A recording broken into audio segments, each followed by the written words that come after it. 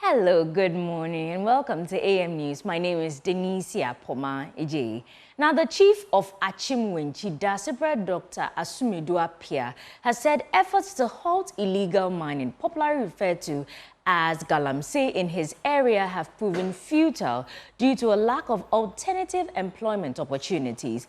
During a visit by the NPP flag bearer, Dr. Mahamudu Bawumia, the chief criticized the current system for granting mining permits without involving local traditional leaders who oversee the land. Now, his comments come in the wake of government's struggling fight against the menace. Here are excerpts. We can get Iraq, we get Accra, Swabe, you see, I got this near the Quaye, Aboy, more than a petition on my agenda. I said this way, I can see, you put it many hands, and you know why that I'm saying.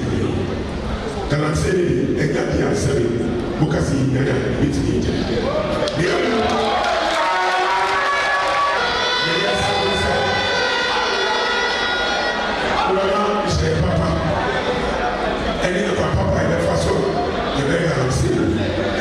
Some of us are shut up on Emra. You say you community mind, or you put it on. And you see now with the application of our family, say community mind, say we are living out so additionally the nominate mind. Now, be the possible. I had an assassin, somebody a man concession, who consider an animal agency. It's as a young and assassin. And seven was as a war.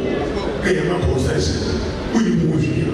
Entry to my village.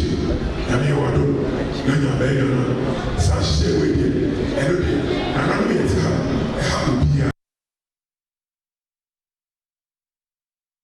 Well, responding to the chief, NPP flag bearer Dr. Mahamudu Bawumia said if elected, he will grant chiefs an equity stake in future small-scale mining ventures.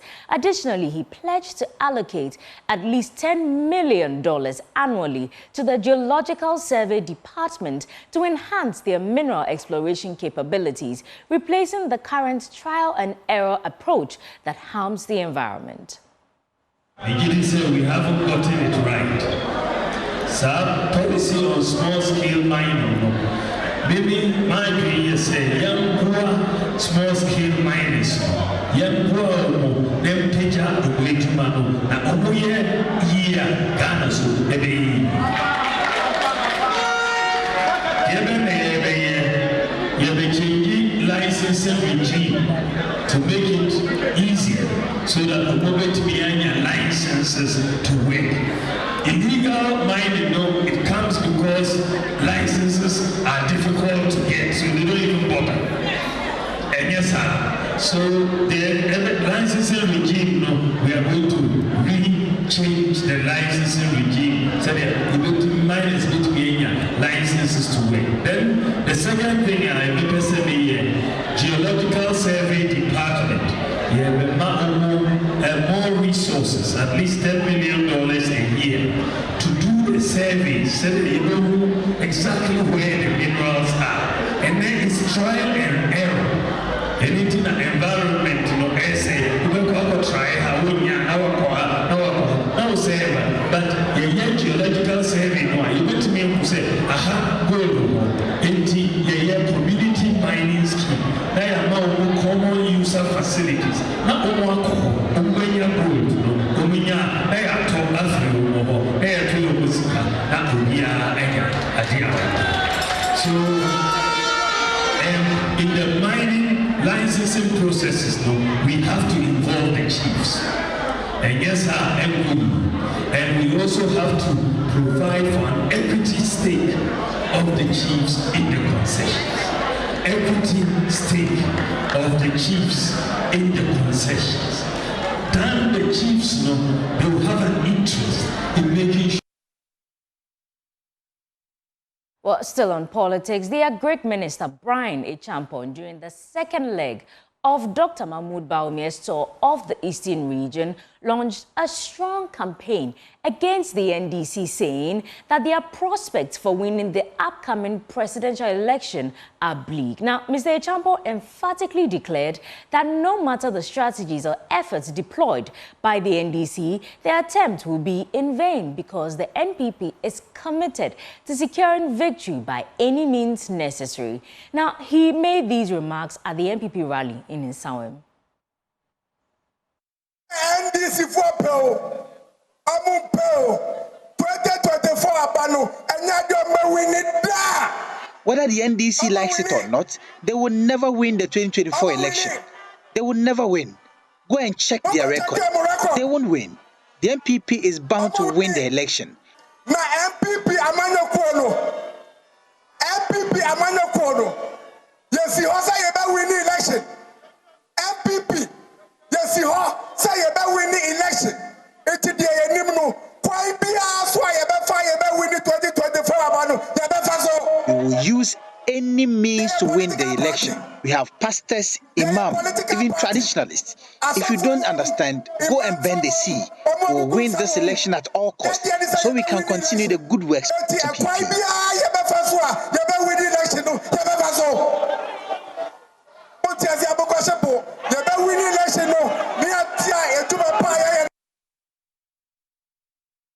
But the NDC already has a response for Mr. A Champo. At a rally in the Upper West Region, Deputy National Communications Director for the NDC, Malik Basintali, had this to say. You just stood at the corner, and when he was about to take the hotels, we said, hi, you never will. And you just say you will not hand over power to President Mahama. I have a message for him. On the 9th of December, inshallah, if the good people vote for Mahama and your MPs, if he's a man,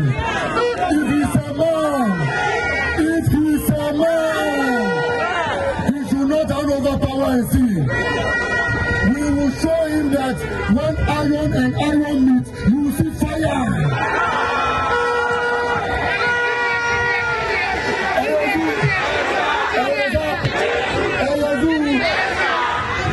The people of Sisala is here.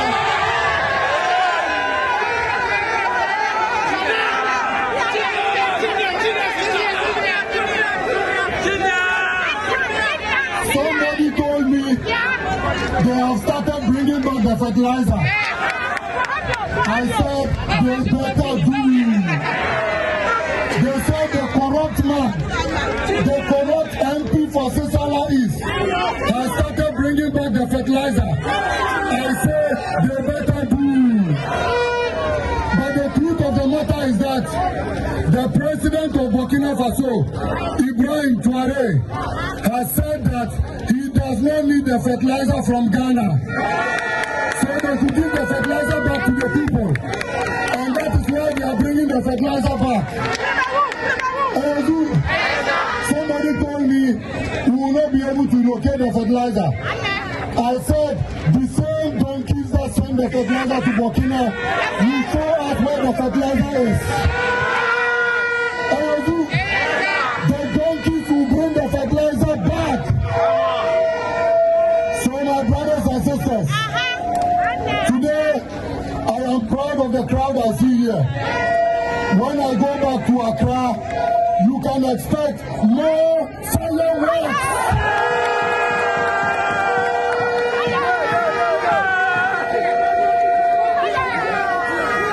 We love the message. I said you can expect more fireworks. Because I know we are backing. And I know the Upper West region is behind the NDC and Mahama. Finally, they have started apologizing. I hear the NPP say they are sorry. They said they are sorry. Can you bring back the lives of the pensioner bondholders that died? Can you bring back the disgrace the people of the collapsed banks went through for 7 years? Well, the NDC running mate, Professor Nana Jane Opukwajeman, is urging residents in the central region to vote for the NDC as they have the best plan to bring the economy back on track and also to better their livelihoods. She was on a tour of the region. Yes, development is our goal. Politics, na sichre, oya krope, onye de impuntu obaba emanim.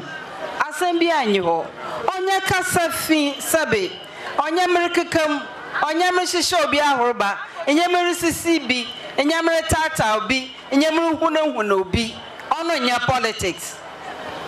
Politics nye de omano obokone nyim. Some have questioned what politics is. The meaning of politics is to ensure development. It is not about insult and pestering people.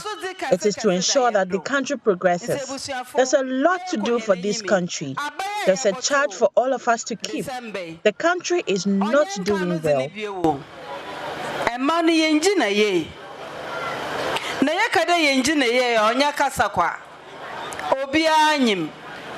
Obia nyim de a man in Jinaye. Obia nyim de man no Mayazin. Nanini na yaka de no Mayazin on Jinaye. Obia bre de ye benin, de ye besia. Ana emenifo breche mesia for na mesia for breche menifo. Enyo no here. Yes, Obia ruhamenze. It says here anamontu ni amfamfa hen.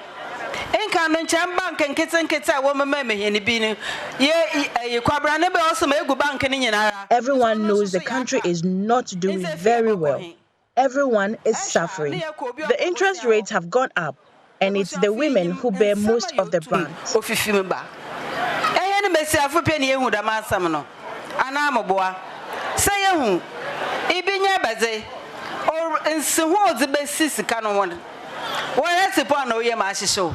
Nazana Mrotondara Mrinjan Faswahi. Na me kotua dam insihui ansa na ebosia na makaje ne so me kotua. Enso otu bebi amesiafo na wato he na eba asam. Ye gongo ne fifie. Maboa. Ye ntum ntena fie. We hu de. Ibiose economics ota aseche na obia. Dem ho no Brenna ye brenna no won fa nkan ho. Won fa nya calculation bia nso wo ho. And meanwhile, MP for Asin North, James Quaye, says he's confident of retaining the seat in the December elections. Outlining how the court process stalled the development of the area, Quaye assured his constituents of benefiting from his work now. My constituent, Asin North, the chiefs, the elders, the entire population of Asin North, even those who didn't vote for me in the by-election, I do thank them because more or less they were part in helping the community to determine what direction to go. The thing about that election was a clear distinction between justice and development. We all know how the election went. You all know since even before the general election 2020 what the struggles I went through. The petition even before the election. But you know what? The people of Asin North continue to believe in me and push me along. I didn't do any of this for myself. I did it for the people of Asin North and for my great party NDC and for the country. So today I want to let you all know that the people have really graced me, Asin North people. And I will do everything in my capacity as a member of parliament to bring development to Asin North, because that's what they voted for me for. In the last year, since you all know my membership of parliament has been legitimized in only the last year. The first 2.5 years was a struggle, where at some point you even told not to call yourself a member of parliament. That is so disturbing and so frustrating. My people were so disenfranchised. But today, we have embarked on some major projects. I'm working on their schools, their clinics, In fact, only last week I tackled a major bridge availability to make sure this project is done. You know, I don't want to even answer that question. I want you, if you have a moment, go and do a survey and ask the people of Asin North if Jachi Quaye is going to win or not. But confidently, yes. Oh, let's stay a while on politics because former minority leader and member of parliament for Tamale South constituency, Haruna Iddrisu, has averred that the rot in the new patriotic party's government is still not covered, adding that it is only when they are out of power that the full size of their rot will be exposed. He said what Ghana needs is John Mahama's return via the 2024 polls. Now, joining us is Upper West Regional Correspondent Rafik Salam reports from Wa. Mails of faithful supporters of the National Democratic Congress NDC spill all principal streets in the one municipality to engage in the health walk. The health walk came on the heels of what the NDC saw as victory for former President John Mahama and the party following the exoneration of the former by the special prosecutor. As a result, the base of the party in the region is revitalized, re-energized, and supercharged, and are bent on returning the party to power in the 2024 polls. The sheer number of people who throng the streets has never been seen in the history of the Wa Township since the days of yore, which perhaps may be troubling for their political opponents. They chanted for change. The supporters huddled together and converged at the Tindamba Primary School, where the regional campaign of the party was launched by former minority leader in Parliament and MP for Tamale South, lawyer Haruna Iddrisu. He goes for the jugular of the MPP. The rot of the MPP is not covered yet. It is only on the death of the toad that you see the size of the toad properly. And so, when we uproot them, you will see the rot the country is subjected to. Take Coco Board. Coco Board today cannot even borrow money. Coco Board cannot borrow money. The Coco Board have borrowed the most costliest and the most expensive loan reported by Bloomberg in the history of Ghana. So today, Ghana's cocoa production is down by 42%. Lawyer Haruna Iddrisu spoke of the establishment of the Women's Development Bank, which will be unique in dealing with the banking needs of women. Ghana have had other banks, ADB, National Development Bank, National Investment Bank. Those banks have not served the retail needs of our women who are looking for microcredit. There will be a special initiative of a John Mahama Women's Credit, WICRE. Say it and I hear. It will be dedicated to give women who are looking for 2,000, 5,000, 10,000 to start a business at the level of retail business. That is what the Women's Bank will do for the women of the Upper West region and the women of Ghana. Firebrand Deputy National Communications Officer of the NDC, Malik Basantale, poo-pooed recent apology made by Finance Minister Mohamed Amin Adam Anta, stating that Ghanaians will not listen to them and will be voted out. They said they are sorry. Can you bring back the lives of the pensioner bondholders that died? Yes, you say you are sorry, but unpaid contractors said they are voting you out. Yes, you say you are sorry. Teacher trainees are voting you. Yes, you say you are sorry. Nursing trainees are voting you. Yes, you say you are sorry. Market women are voting you. Yes, Bawumia says he's sorry. Importers and exporters are voting you. On 7th December 2024, when you vote for John Mahama, remember to vote for your parliamentary candidate. When you give John Mahama Zoo, you give your MP. John Mahama Zoo, your MP. Next year by this time, inshallah,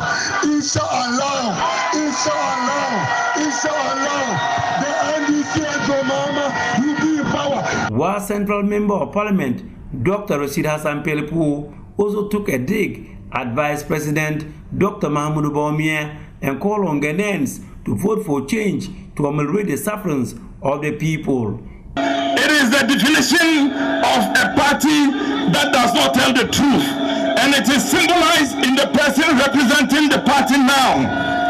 And we are telling everybody, we are going to vote for a change. Vote for change. What are we looking for? We are looking for change. Change now. The NDC in the Upper West region has set Agenda 1111, which is aimed at winning all 11 parliamentary seats in the region. The party currently holds 8 out of the 11 seats. Reporting for Joy News, Rafiq Salam. Well, Ghanaians have been urged to demonstrate political maturity and work together to consolidate the peace of the country by conducting peaceful elections during the upcoming polls. Head pastor and general overseer of the House of Miracles, Pastor Samson entreated Ghanaians to guard against hate speech which can incite violence. He spoke to Joy News at a Sunday church service to support members.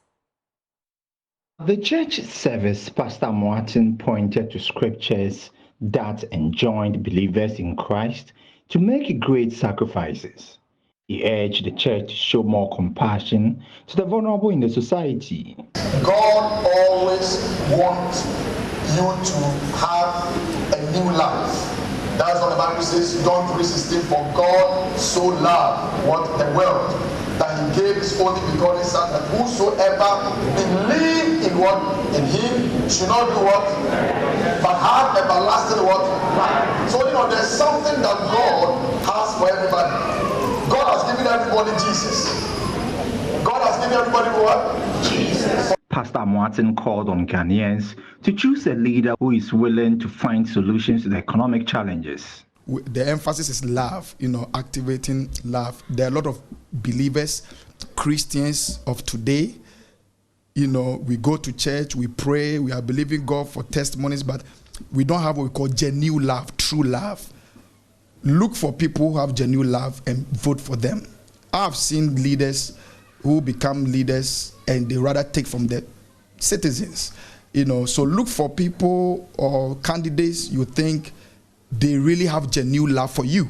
Because if you vote for them and they take from you, at the end of the day, you will not benefit. You will not benefit. So I am urging all citizens, vote for somebody who you think have genuine love, not somebody who is bribing you to vote for, but somebody who have genuine love. Genuine love doesn't mind to even resign as a president, as even a minister, because he thinks that people are not happy. Genuine love always brings, the poor to become the rich. So look for people who are ready to help you, to move you from where you are to a better place. That is all that I can do. It's not about voting for NDC or MPP. He further stressed on the need for a peaceful environment before, during, and after the 2024 elections. We need to be careful about the tension here. I've seen a lot of people prophesying about who will win and who will this. It's good to prophesy about who will win and who will lose. To me, it's not important. What is important is God should build Ghana again. God should build Ghana. We have allowed politics to divide us, and to me, there's no love even among us as Ghanaians. So let us use this election to focus more about building unity and love. Pastor Martin in his remarks throws more light on the need for churches to understand that caring for vulnerable must become the church's foundational culture.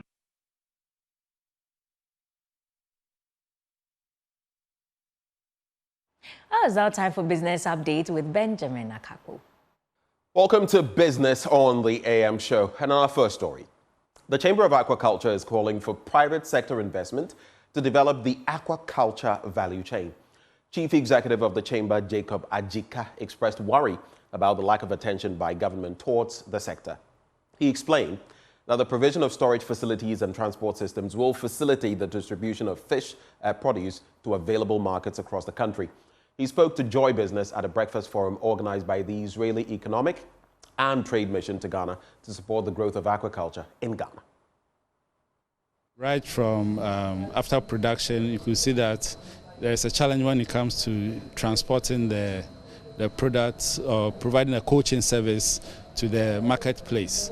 At the moment, small-scale businesses especially don't have the requisite resources to invest into these cold chain facilities, cold rooms, cold vans, etc. So, yeah, they have to now depend on others, and during this period, depending on their financial capacity, they are likely to have access to these services at a higher cost, or in some cases, they have to adapt the traditional way of transporting the farmed fish to the marketplace. And this usually is not a global standard, but they just have to adapt and manage the situation. Private sector players should start looking at this aspect of the value chain, invest resources into transportation of farmed fish products, invest into the cold chain aspects of the value chain, and also even the distribution aspects of the chain. A lot has to be done, and a lot of investments are required to have efficient distribution channel for farmed fish in the aquaculture sector. Well, let's settle for our currency market for the morning. It's a wrap for our business updates. Handing over back to Denisia Poma Ejay. News. Up next, right after this, is the news review. We'll be joined by Nanaya A Champo, former General Secretary of the CPP, Joyce Lanyo, Country Director, International Child Development Program. My name is Denisia Poma Ejay, and as usual, enjoy the rest of your day.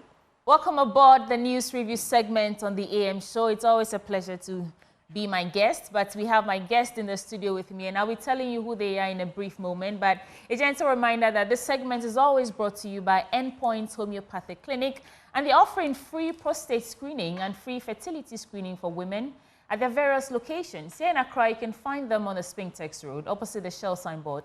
In Kumasi, Mahamudu behind the Angel Educational Complex. In Takrade Anaji Estate, in Tema Community 22, in Techiman, Hanswa, in Esiama, in Zema, and their call lines are 0244 867 068 or 0274 234 321. Take advantage of this free screening and get yourself checked. Endpoint Homeopathic Clinic, the end to chronic disease. This morning, I have two gallant women in the studio with me to help me review the various stories captured in the newspapers. A very familiar face on the show is Nanaya Achepim, former General Secretary of the CPP, and Joyce Lanyo, Country Director of International Child Development Program. Ladies, welcome to the program. Thank you. And you are looking very colorful. Thank you very much. Okay, so just to start the news review segment, I'll give you both 2 minutes to walk us through your thoughts this morning. It could be on any topical issue. It could be of social issues, developmental issues, something that you think you should respond to. I'll start with you, Madam Joyce. What's on your mind this morning? Thank you very much. There is an emerging issue which I want to bring into the public space about maternal mortality and issues around portable or ultrasound scan for rural women. It's becoming an issue, and per the work that we do, the data is informing us that women, as part of their antenatal health care, will have to do an ultrasound scan every trimester of their pregnancy. And so this ultrasound, they will have to travel from their rural communities to the health centers, and it's a distance. Now, when they get to the health center too, they will have to pay so much, which most of them cannot afford. So we are advocating for a portable ultrasound machine that can be carried to these rural communities so that it will make it a bit less expensive and then reduce the traveling time to just go and do an ultrasound scan check on their pregnancies. So this is an issue that I want to bring into public space. And we are doing that advocacy for these rural women. So whoever wants to partner with us will come on board. It's the Safe Start Initiative. Safe Start Initiative. Yes, okay. please. So government, interested individuals, please come aboard and help, because every life matters in this country. Nanaya Achipim Janswa. What's on your mind this morning? Me, so many things on my mind. You know me, of this country. Let me say good morning to everybody. Good morning to your viewers. Good morning to Ghana. Good morning to my big sister, and good morning to you as well. You see, NLA is on my mind. There is some intrusion going on. You find a message on your WhatsApp telling you about lottery, telling you to get involved. Then the number is a strange number. So when you call the number, then the person will tell you, I work with the national. No, but that's wrong. You see, that is an invasion of privacy. What shows that I'm interested in lottery? I'm not interested in betting, neither am I interested in lottery. My religion does not approve of it. Socially, it depends on who, but I am not into that. So, I don't know how they get my number. Is it telcos? They sell. They sell, yes, but it's wrong. Yeah. It's very wrong. Do you get it? It's very, very wrong for you to intrude on my privacy like that. It's wrong. Right. And even using a number, a strange number like that. There's a strange number. For fraudsters. Fraudsters, yes. I mean, you see a message, oh, good morning, beautiful lady. Then it continues. So then I find out, I say, but who is this? Then the person will tell you, oh, I'm with National Lotteries. You don't have to ram lottery down our throats. Do you understand me? So I think there should be a neater and nicer way of doing it. Okay.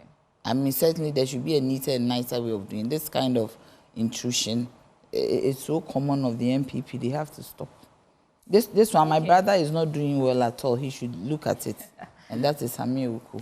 All right, let's get into the various newspapers. I'll start with the Daily Graphic newspaper. On the front page, Coco Board invests 942 million Ghana cedis on farms. That is according to the Chief Executive Officer. Let's get into that story. First, let me just do you have to read it. Let's see. It's pleasant to be vindicated, according to John Mahama. Chiefs deserve bigger role in governance. That is Vice President. He was speaking at Homo festivities. Okay, let's get into the story about Coco Board. Now, the Ghana Coco Board has spent almost 1 billion Ghana cedis last year to rehabilitate aged cocoa farms and those ravaged by swollen shoot virus to help increase national production in the short to medium term. The money was used to fund the cutting down of diseased and aged cocoa trees, nursing and planting of seedlings, as well as maintaining the rehabilitated farms before handing them over to farmers across the country. I'll put a pin in that and do some other stories before I come to you ladies for your reflections on the various stories. If the Republic of Ghana were a person, what would she look like right now? It's an interesting editorial. I was reading it before we came on the show, and I think everyone should read it. Because Ghana would be a 4-year-old woman at this point in her life. I wonder the way we treat this country, the issues that emerge on a daily basis, the way our leaders and politicians run this country. I wonder how healthy or well-looking Ghana would look at 64. Because we call Ghana our motherland, so yes, I'm assuming a woman. Anyway, on the international front, Scholz urges Netanyahu to cease fire. Trump's campaign accuses Iran of hacking. King Charles calls for unity and understanding after UK riots. It's pleasant to be vindicated. That is the flag bearer of NDC, John Dramani Mahama, stating that it is a pleasant feeling to be vindicated in the Airbus scandal. Quote, no allegations of wrongdoing have been proven against me, including the baseless Airbus brouhaha that the government attempted to clothe me with, he stressed. This is coming on the back of that OSP's conclusion of investigations into the Airbus scandal and saying that they couldn't establish any incidents of bribery with the former president involved. Chiefs deserve bigger role in governance. That is the Vice President saying that. And the Vice President says, or he's reiterated the importance of chieftaincy institutions in the development of the country, stressing that there was the need to increase the role of chiefs in governance for national development. He said chiefs, as an embodiment of their people, were agents of development who should not be relegated to the background in the national development agenda. Quote, Ghana has made a mistake since independence by trying to keep chiefs from governance. It has not helped us. We need to bring chiefs closer to governance to help in the development of this country. I don't know if chiefs are not involved in governance, what they are not actively, or what the Constitution forbids them from actively participating in politics. But in terms of governance, chiefs are actually doing some.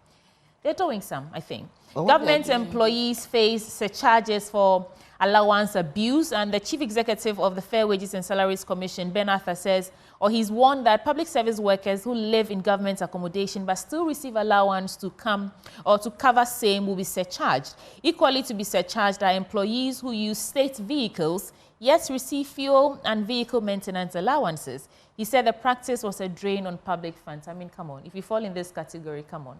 That's our money.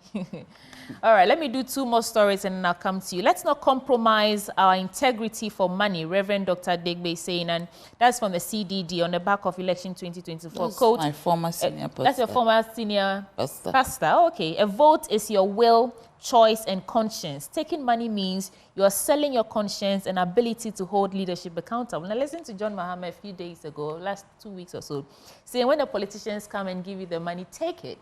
But don't do what they ask you to do. Okay, let's pause here for your reflections and then I'll come back and do some other stories in here. So, how do you want us to go? We said so many things. Yeah, so we did a story on Coco Board. You have to give us a lead, yeah. We can start with Coco Board. So, Coco Board, they said they have what? They have... They said nearly 1 billion. In farms? Yes. That's last year. And, you know, I think just last month or so. And proceeds are not as we wanted. Well, I mean, and most of these farms are also being turned into Galamsey sites.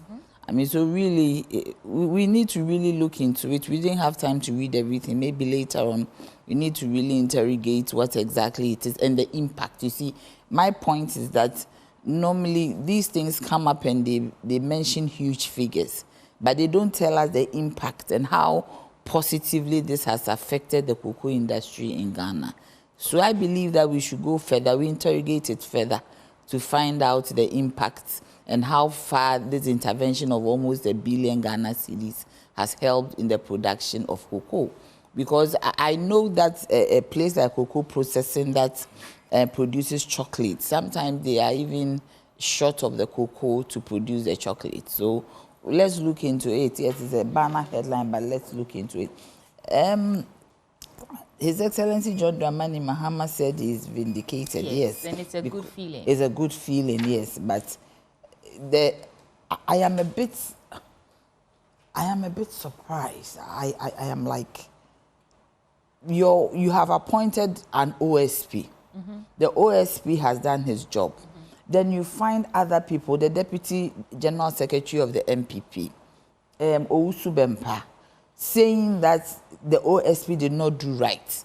And you are insulting the integrity of your own appointee just because it is a certain person. Do you understand? We need to be fair in this country. At this point, when I was coming, I heard about Owusu Bempah fixing the country convener, talking about the fact that the OSP did a shoddy job, and he's calling on one person, as if the person is a drug baron. He's calling on Yoko, BNI, CID, UK Embassy, American Embassy, FBI, all these people to investigate one person. Meanwhile, in your own country, the person you have made in charge of investigating politicians when it comes to corruption has said that there is nothing wrong. What's interesting is that this same, I mean, if it's now a political discussion or a partisan discussion as to who the decision favors. Yes. This same OSP declared that they couldn't establish any corruption-related situations in the Cecilia Park case. And then this NPP was rejoicing. Today, so the same OSP is saying that there's no bribery or no incidents of. Then you said that you have to call all these. I mean, it doesn't really this thing. Let me go to what my former senior pastor, Reverend Fred Begbe, Calvary Baptist Church. Good morning, Papa. You see, the point is that what he's saying is apt. That when I've been rehearsing in my head that when a politician gives you money to vote for them, it means that you are contributing to, and you collect it, you are contributing to the corruption in this country. It is blood money that you are taking. Because you see, it is our money that they have stolen and given the money to you. If the money is their own money, they wouldn't go dashing it. Do you understand? So any person who is confronted or approached with money to vote in a certain manner, that person should refuse the money. Right. Because you see, in that case, then you are being patriotic. If they are stuck with their money and they cannot dissipate their money, then it will tell them that now Ghanaians are aware that they are corrupt and that the Ghanaians don't want to be part of that corruption. Because you see, when they give you that money, you take it, they are happy. Sometimes they even force people to swear oaths, do all manner of things. You put yourself into some kind of bind, some trouble. Yeah. So I do not think that any leader should say that Ghanaians should collect money from politicians. Okay. It is wrong. Let me come to Joyce now.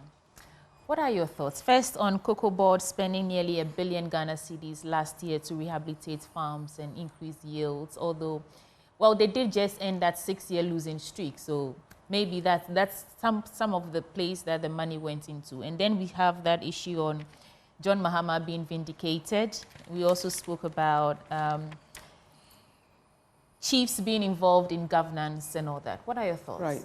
Thank you very much, and good morning. Yeah. To my cherished viewers.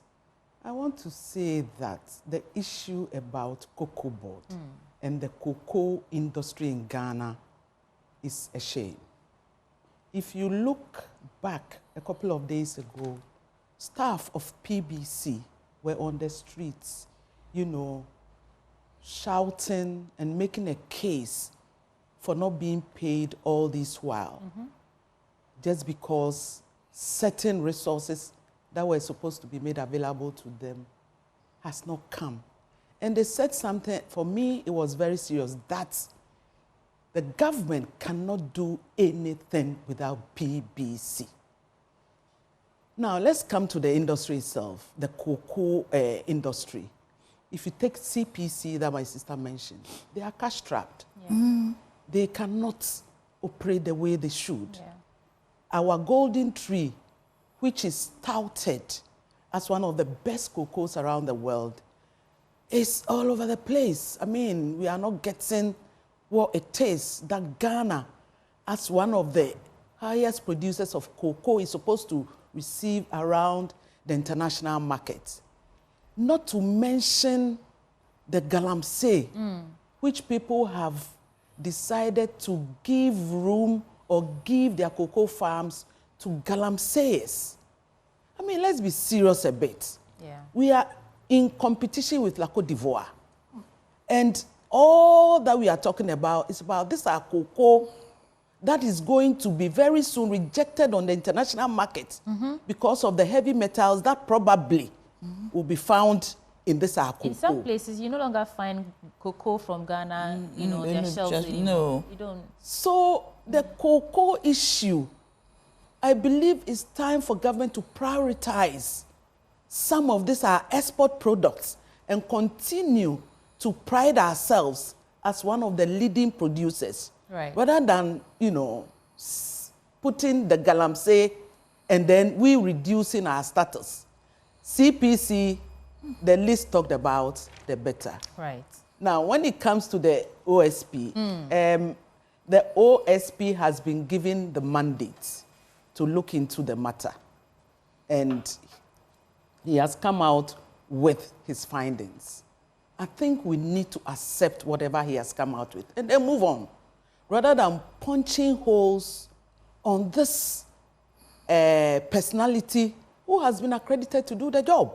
So whoever is punching the hole, are you saying you have the facts to be able to do the investigation and come out with the findings? And that whatever the OSP, I think the OSP has suffered a lot these days. And he has to be given a bit of space. Yes, he's been a loner, a lone ranger, and he has been receiving bullets from all angles. Investigations that has gone through the process with the evidences. Ghanaians just wake up and rubbish it and poo-poo it. It even brings his credibility, authenticity in question. I mean, this is the office that has been established purposely to prosecute, you know, politicians, government officials who are involved in corruption. Yet every time this person comes out with results, we're punching loopholes in it. So the rest of us are watching. That office has to be scrapped. Yeah? Ah, well. It's not fit for purpose. The office is not fit for purpose. Yeah, because I mean, what are they doing? Anything that is it? You remember the first our man, actions. The first man. What is his name? Auntie, I haven't got into your space yet. Yeah. The first man. What is his name? Amidu. Yes, Martin Amidu. It's the same thing. I mean, it is so common. The patterns are so synonymous. You wonder what is happening from two different political divides. Let's finish here. So I believe we have to be very serious with people that have been put in authority to take charge of certain things. And whatever comes out, we have to accept it, whether it's going for the government or the other side in opposition. We just have to. So that we put a bit of respect, a bit of decorum on personalities that are working around some of these things. So for me, the OSP has done well, and I think it's a lesson. The only issues around this investigation was initially somebody said he wasn't government official one, and now, and so, yes. Yeah. And so we should be straightforward and then come clean in terms of some of these investigations. All right. Concerning... There was one more story. Is it government officials abusing power, abusing the allowances? Degbe, yes, about not accepting money from politicians. It's sad. And, you know, the economic temperature in the country gives room for such things. So that, and then the perception that, oh, when it comes to government, I'll be able to satisfy my personal businesses and other things that I'm into is also one. But politics is not about money. Politics is about putting yourself out there to support government machinery to achieve is that what it has really been for us? It has been reduced to money, and it's a shame. It's 50 cedis is able to buy somebody's conscience. 50 cedis, sometimes 10 cedis. And so I believe it's time the Ghanaian becomes awakened to the fact that it's not about money, that money that is being given to you, like my sister said, is your money, my money, monies that are meant for projects, monies that are to be used for development, to better your lot. So if you start taking it in that form of bribery to circumvent electioneering process and pretend as if, oh, it was free and fair, whereas indeed it wasn't, then it's a challenge. There should be a serious campaign about those who give money. Somebody gives money during an election process, puts money in an envelope, and we never knew the outcome of that. They said they're investigating. I mean, there are a number of issues that come up and they say we are investigating, and you hear nothing. That woman that was abandoned in... what happened to what's it called? Winneba. So Ghana Medical Association, they all said they are investigating in 30 days. It's past 30 days. What are the findings from that investigation? What are the culprits? Who is going to... What are the punitive actions being taken against the people involved? It's investigation. So if you talk about Ghana at 60... or yes, 62, imagine Ghana at 64. That's a 64-year-old woman. Ghana is in a wheelchair. I picture a certain Ghana representing an old woman who is not enjoying the fruits of her benefits. Poor. Ghana has been abandoned. If Ghana is working, that one at 65, if you are working and you are poor, you are okay. But Ghana is in a wheelchair because we are in IMF, and IMF is pushing us. So how, I mean, you can be 65 and working. You can be 65 and okay, even poor. You can have small Gary and you will survive. You go and talk to your friends by the roadside. But Ghana cannot work on its own. So where does it end? We are being pushed. Where does it You end? see, the time has come for us to all come together as a nation. For me, the 2024 election is not about any political party. It is about salvaging Ghana, the destiny of this nation. And that is what we have to do. You see, everybody should come on board and know and believe that we are doing Ghana. I wish there will be a Ghana project where all political parties, everybody will come together against MPP. Oh, only yes, NPP? Yes, for now, because where they have taken us, we have so much hope in them. All the promises they gave in 2016, beautiful promises, laudable projects, but at the end of the day, what has happened? They want to break the 8. They cannot break the 8. Let me give some clarification. Is it the Fair and Wages Committee? Yes, Fair Wages and Salaries You see, if one lives in a government bungalow, they pay rent. You pay rent even if it's a government-funded bungalow? There's nothing like a government-funded bungalow. Okay. As long as you live in it, it's like renting. It might not be at the commercial rate as you rent a house. But at the end of the month, they take some money from your salary, which is rent. So maybe they have to just, whoever is living in a government bungalow will get maybe a third of the rent allowance. But every person living in a government bungalow, you are supposed to pay. Mr. Aka is saying that if you do live in a government bungalow and you're still taking allowances, it's not free. You'll be surcharged. He doesn't know it is not free. When you live in a government bungalow, you pay rent. Okay. Yeah, but so not that huge amount. Something you live in a government bungalow, you pay rent, but the rent is deducted at source. Yes, from your salary. Yes, so you don't. Yes. So that it's still your money being taken. Okay. Do you get those who get? Let me look for that. Those who get rent allowance are not pure civil servants. Do you get me? Yeah. They are not pure. The rent allowance is consolidated for civil servants. But in some public institutions, they pay themselves. For instance, I work in PURC. In PURC, if you get a rent allowance, it is not from controller. It is from the institution because PURC pays itself, NCA pays itself, Energy Commission pays itself. But you are still within the public service. So if you have a... Oh, okay. So he's saying that the decision was aimed at curbing the practice of double dipping, where employees receive government-provided housing and then a separate allowance for accommodation at the same time. So you're receiving at source, it comes with your salary for accommodation, and then you still receive another set of allowances for rent, and that's what they are going to do. But they pay rent. Yeah, they pay rent. So yes. Yeah, they pay rent. All right, let's do some other stories, quick headlines, and then I'll come to you for your papers. On the publisher, NLA raises Lotto commission to 25%. Ofinso North NPP boiling. Executive accused PC of stoking division. High Court clears Tobinko of fake drugs allegation. And this is the Ghanaian publisher newspaper. Napo pays courtesy call on traditional rulers in Nzima. Stop behaving like a land guard. Family tells Accra regional minister. And OSP's report on Mahama, a total whitewash. Which of these stories do you want to get into? Just one, and then I'll come to you. Which of them is interesting? I want to speak about the Greater Accra regional minister and the issues around the land. Okay, let me give you a bit of background there. So, Osabarima Isakwesi Mensah Bediako III, the chief of Enum Asamankese and a prominent member of the Odoi Kese family in Obosomase, has condemned the actions of the Greater Accra Regional Minister, Mr. Daniel Titus Glover, likening him to land guard activities. The chief expresses dismay over the minister's involvement in leading a joint military and police team to demolish family and private properties at Dodowa. And the minister's action, he claimed, were carried out without adherence to Ghanaian law.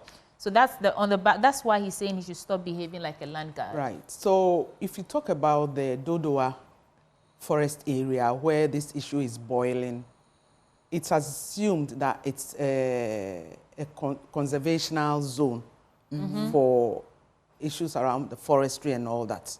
But they have a border. They border the Kwapim people. And so there is always this confusion between who owns what within that range. And so a couple of weeks ago, it came out that that area was for conservation purposes and that nobody should go there. But you see these days, people are just grabbing land anywhere, anyhow. And so you go today, you have your space. Tomorrow, you go and it's fraught with buildings because there is some form of authority behind. Right. But if you talk about certain zones that are supposed to be left for tourism and other very important national assignments, it cannot be left aloof for people to encroach. A similar thing is happening at Sakumono, where you have the wetland, which used to be a place for migrational birds, people would go and observe, has become a property grabbing zone where people are building indiscriminately. And I believe there are rules and regulations. If you look at the buildings and the walls and those things, I believe if they have the necessary documentation to, put a building there, nobody will. And right. we are making way for buildings, no space, even space for children to play, football grounds and all those things. It's been filled with buildings. And so I think the Greater Accra minister is doing something good unless there are issues around it. Then they should go back to the table and discuss and find solution rather than being described as a land guard, which is rather unfortunate. Let's quickly get into your papers. We have just a few minutes to go. I'll start with you, Joyce, and then I'll come to Nanaya. Yeah. Which paper do you have there? I have with me the Daily Guide. Okay. And the major headline is Reject Mohammed's Return to Power, Dr. Bawumia. And as usual, Coco Board invests in 943 million in cocoa farms for increased deals. Yeah, we've already got into that story. Yeah. And the unions petition Energy Ministry over OCTP utilization. I want to go to the court exonerates Tobinco over fake drug claims. Let's do that. I mean, the pharmacy industry is one industry of, people who actually support with our healthcare system. So in cases where we have fake drugs taking over the market, it's a very big issue. I remember some time ago, they said one of these drugs had something like coconut powder in it, and that's if you take blah, blah, certain drugs were also imported from somewhere and they were faked. I think it's time for the Food and Drugs Authority to take a very serious look into some of these fake drugs. So if Tobinco, after so many years of existence, are being exonerated from producing fake drugs, I think it's something that is welcome. There should be some form of authority or a regulator who is making sure that what the citizens are taking in terms of drugs are genuine and are going to support, heal their diseases, rather than taking something in the name of a drug and then it rather exacerbates your issues. And really, it's not that we don't have these regulations in place. It's how they manage to get into the country. We did that documentary, Porous Borders. I don't know if you watched. It's a Joy News documentary, Porous Borders, where you can pay as little as 20 Ghana cedis, and they will allow, officials at the border will allow you to bring in, smuggle goods, illegal goods into the country, including drugs. It's not really about regulations in place, I think. I think the regulations are there, but the people in charge of implementing these rules and regulations are the ones who keep opening these doors for all these things to keep happening. I absolutely agree with you. For example, our colleagues from Mali, they're always carrying something in their bags, the form of drugs, capsules, and professing to be pharmacists or doctors, and people buy. people buy. We should make sure, we should come to the realization that if you want to take certain medicines, you have to go to the hospital. The doctors will have to prescribe. You go to the pharmacy. The pharmacy will give you the accredited drug that will heal your challenge rather than. Thank you. Nanaya. Mine is the custodian. NLA approves 25% commission for lotto writers. Hey. 25% commission. For lotto is writers. That a bit high? Me, I don't know. I'm even doing for lotto. I'm doing on my brother here. The hypocrisy of partisan politics. That. From Gabi Ochida. Wow. Bawumia 6 free and fair polls in Africa. These are interesting topics here. New shippers law, success depends on team. Exactly, yeah. Whatever law that you put in place, if there is no teamwork, if there is division, it will not work. You are making Yaga Kobore NDC unpopular. Okay, that one too is a political thing. But my focus are on two things, as Auntie Joyce said. You see, the fake drugs, it's also a factor of poverty. Do you get me? Fake drugs thrive when there is acute poverty, when the standard of living reduces and the cost of living is high. Because you see, today, a lot of people have high blood pressure, which is a very dangerous thing, a very silent killer. But the drugs that have to manage it are very expensive. Do you get me? And so if someone can smuggle in some drugs and sell it for cheaper price, and make some money, they'll do that. And because I cannot buy those drugs, I would opt for a cheaper one without even knowing that they are fake. And people have even resorted to using traditional medicines, which is herbs and all that, which is not helping them. So we really need to look at the issue, not... See, when you hear Tobinko and you hear Opuni, you immediately see politics. Do you understand? So that's really not a political No, it should not be a political. It's a health matter. It is the wherewithal of the people of Ghana, which is very key, that we need to look at it. Fake drugs thriving in a black market situation is a factor of poverty. Number two, Bawumia... That has to be your final bit because we have to... Yeah, Bawumia 6 free and fair poll. Bawumia, when his people speak, does he listen to them? He says something else, his people too are saying something else. Because his people are not asking for free and fair elections in Ghana. What are they asking for? They are asking for anyhow, anyway. Ways and means? Yes. That is what they are asking for, anyhow, anyway. That conversation actually comes up shortly when you get to our big stories. Yes. I'm looking forward to the insights that will come from that discussion. But before we go, Madam Joyce, what is the latest at the International Child Development Program? Yeah, the latest and what we are into is the issue about women. You know, we are a child-focused organization, but whoever works with the child is our focus. And like I said, the issue about the ultrasound scan for pregnant women in rural communities is a big issue because they cannot afford. When they travel, there is cost, and it affects their maternal health and then the outcome of the child that is coming out. Because now, ultrasound is part of their antenatal care services. So can you imagine if you don't have money to travel to the district hospital and the transportation cost and everything, you decide to stay back. So we are proposing a safe initiative with a portable ultrasound scan machine that we can carry to the facilities, to the CHIPS compound.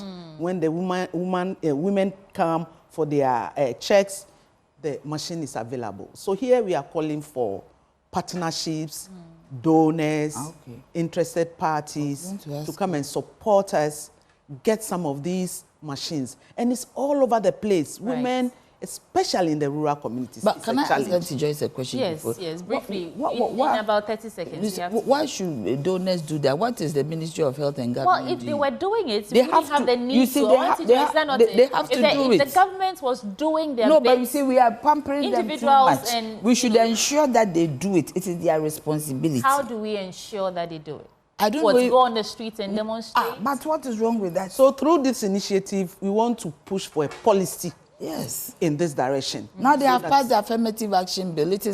We put a lot of pressure on them, advocacy, and now they have passed it. That is all they listen to. You need to put pressure on them. Okay, we have to go. Write to them. Put pressure.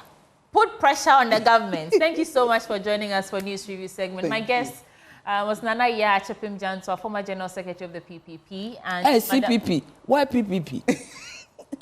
Former General Secretary of the CPP, beg your pardon. And Madam Joyce Lanyo, Country Director of International Child Development Program. Both ladies join us to review the various stories captured in the newspapers. This segment is always brought to you by Endpoints Homeopathic Clinic. And they're offering free prostate screening and free fertility screening at their various locations. Here in Accra, they're on the Springtex Road opposite the Shell signboard in Kumasi, Kronum Abuenia, behind the Angel Educational Complex in Takoradi Anaji Estate, in Nsiama and Zima. And then I'll bring you their call lines later on. But now, sports is up next. Do stay. Welcome back on the AM show, and we get into our big stories. Now, we're going to be contemplating the influence of the smaller political parties in Ghana and how their influence appears to be waning over time. If you look at the elections we've had all the way from 1996 till now, and there's a reason I'm starting from 96, you would realize that waning effect.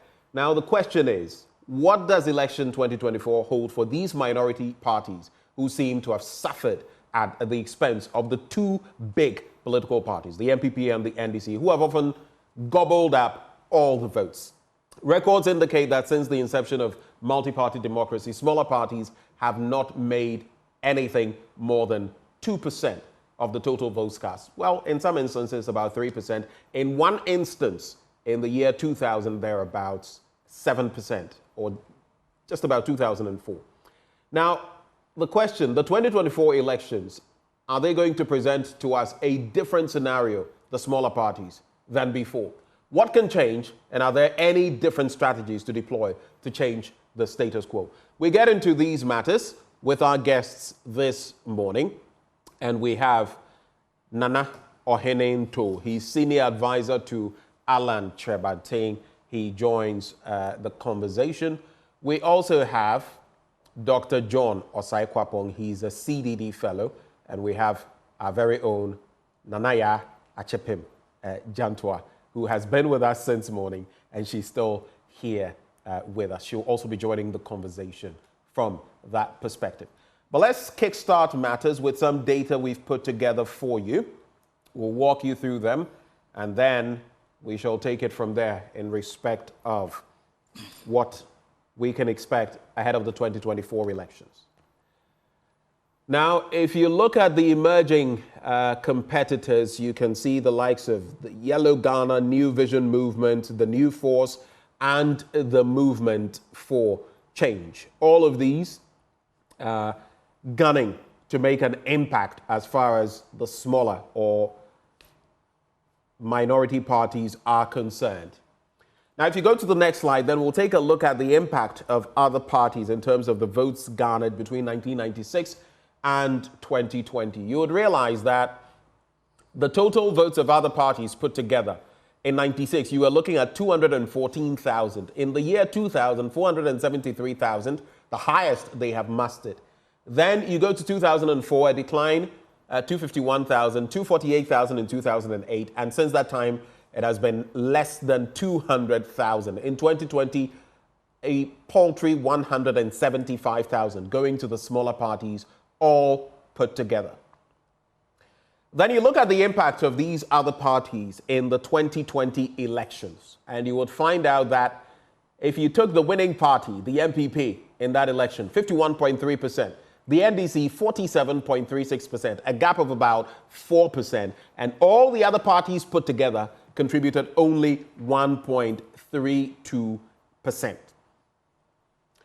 But then, in terms of runoffs, what has been the impact? If you look at the year 2000, the MPP securing 48.4% of the votes, the NDC 44.8%, the other parties garnering 6.7%. That was a highlight. But then you come to the year 2008, and while there was still a standoff, 49.32% for the MPP and 47.76% for the NDC, leading to that subsequent contest in which the late John Evans Atta Mills would win. The other parties put together secured just 2.91%. If you look at the gap in there, almost a 4% difference in terms of what they got in 2000 versus what they got in 2008. But if you delve further into the data, you would see that in terms of the share of total valid votes between 1996 and 2020, in 1996, the share or the impact of other parties stood at 3%, highest being in 2000, like I mentioned earlier, 6.7%, almost 7%, and trickling down all the way to 2020 with 1.32%. You would see that 2020 was the worst performance of these parties comparatively. Then we go to our next slide, and then you would note, if you look at the share of votes, who has been behind those votes. You would see the faces there as well. We'll bring you that shortly. But you would see the representatives. I mean, you look at 2008, for example, a crucial year. You'd see Papa Kwesi Indum and the impact he had, just 0.59%. In the year 2004, Edward Nasigri Mahama, 1.96%. Then there was also Edward Mahama again in 2000, 2.5%. And again, in the year 1996, 3%. But you look at the dwindling fortunes, and it is clear that something has not been working, especially from the year 2000 for these smaller parties. Now, if you look at that third force, and what if there's a breakaway or breakaways performance in general elections, 2000 to now, when we get there, you would notice that John Ejekum Kufuor secured 48.2% of the votes. Of course, in 2000, John Atta Mills, 44.5%. Guzi Tano of the NRP, 1.2%. And Charles Reku Brobe of the UGM, United Ghana Movement, 0.3%. But we have a few more slides that we'll share with you, and then we can run with it. Then you take a look at the performance in general elections 2008. Nana Akufo-Addo securing 49.32%, John Evans Atta Mills 47.76%, and probably one of the best performers in there, Emmanuel Ansa Entry of the DFP, 0.33%. If you go further and you take a snapshot of 2016, and we're just taking different years, 2000, 2008, and now 2016, 8-year cycles, to find out how these smaller parties have fared. You would see that while Nana Addo Dankwa Akufo-Addo was polling 53.9%, John Mahama polling 44.4%.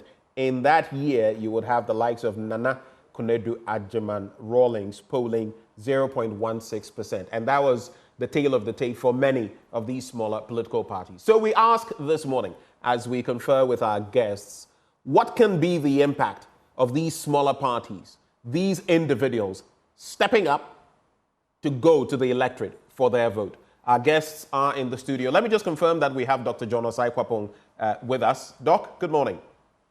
Good morning, Benjamin. It's good to have you join the conversation.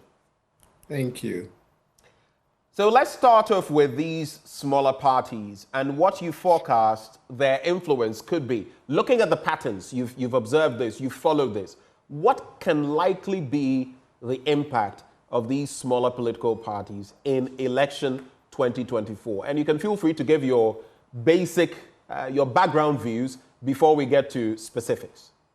Sure. So good morning again, and good morning to everyone else on the show. If you look at the patterns, if you look at their historical performance since 1996, and just as your data the slides that you showed portray. My initial inclination is that parting is likely to continue in 2024. It's interesting how multi-party democracies that particularly use this first past the post system of voting and who wins at the poll end up having most of the time two major political parties that end up dominating the political landscape.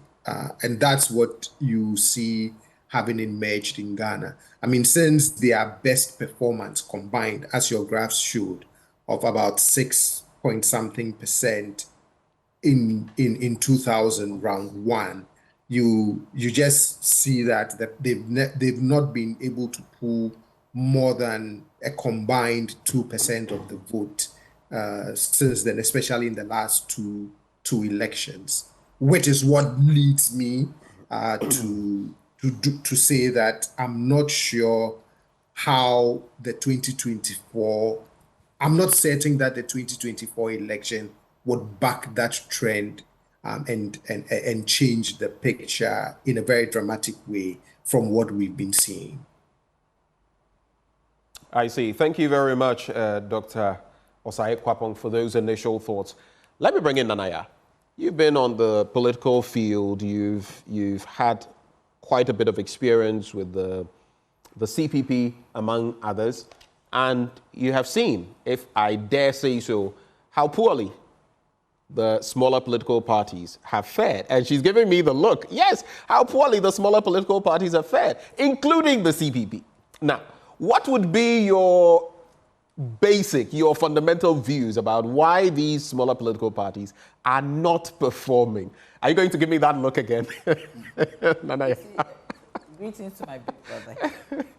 When you put me against my big brother, Oh, we are not pitching you against your big brother. It's a debate. It's a debate we're having. Discussion. Yeah, so yes. I have a problem when everybody says smaller parties. It's about the chunk of votes they get. I mean, that cannot define a party, because when we are going to the polls and we are paying for the fees at EC, we all pay 100,000 for presidential, 10,000 for parliamentary.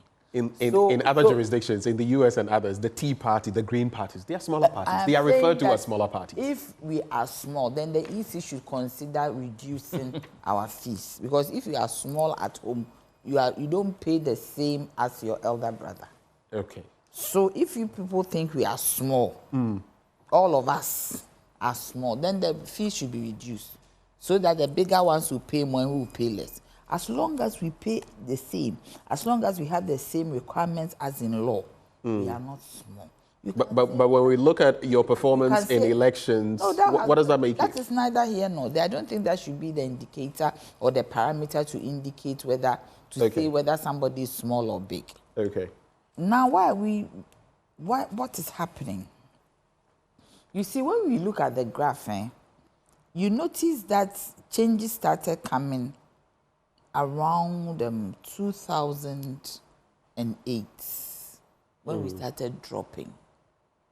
Very abysmal. So in 1996, it wasn't a bad performance. In 2000, that was the highest performance. Highest performance. You remember when yes, there was that but your graph rerun? Your graph is not taking account of the rerun. That these smaller parties that you are seeing, these other parties, help the MPP to come to power.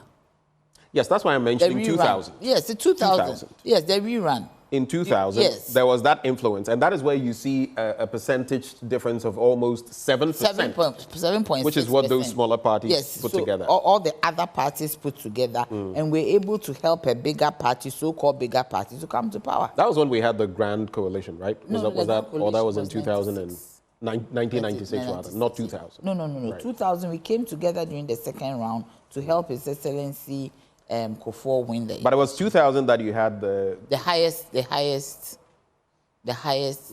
number. You say since that time there has been a drop. Indeed, there has. Yes. The closest the smaller parties have come to getting anything close to that is 2.7 something percent, almost 3%. It dropped drastically. I think that we should also look at who is promoting whom. Because the media is always fixated on MPP, NDC, MPP, NDC. I remember when I was General Secretary of CPP, I used to fight with the media all the time. I have that leverage because I'm a media person. But the media would always concentrate on MPP, NDC. For instance, even today, we have Honorable Alanche Martin also in the fray. I see that it's as if he's not anywhere. Do you get me? But that is precisely why we have Ntow with us today. It's not common these days. And we know, for example, that tomorrow he's having a press engagement at the Coconut Grove Hotel. It's only when he has a press engagement. We know these things and we get involved. But when it's MPP, somebody space some. Look at this Brian Champo, the Agric minister.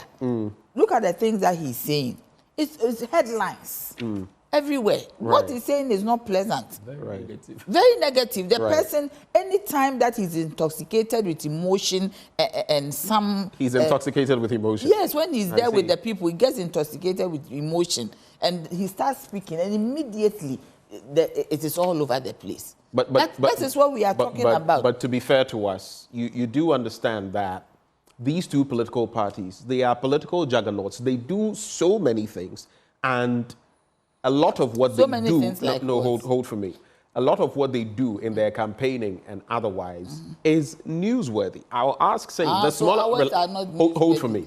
I'll ask, I'm not saying so, but how many times would you see some of the smaller parties doing something where some of the other parties doing things where we would have to go? When Cheddar came through with this and that and the initial bit Cheddar is not a party. We gave them attention. We need to dichotomize. When the smaller parties...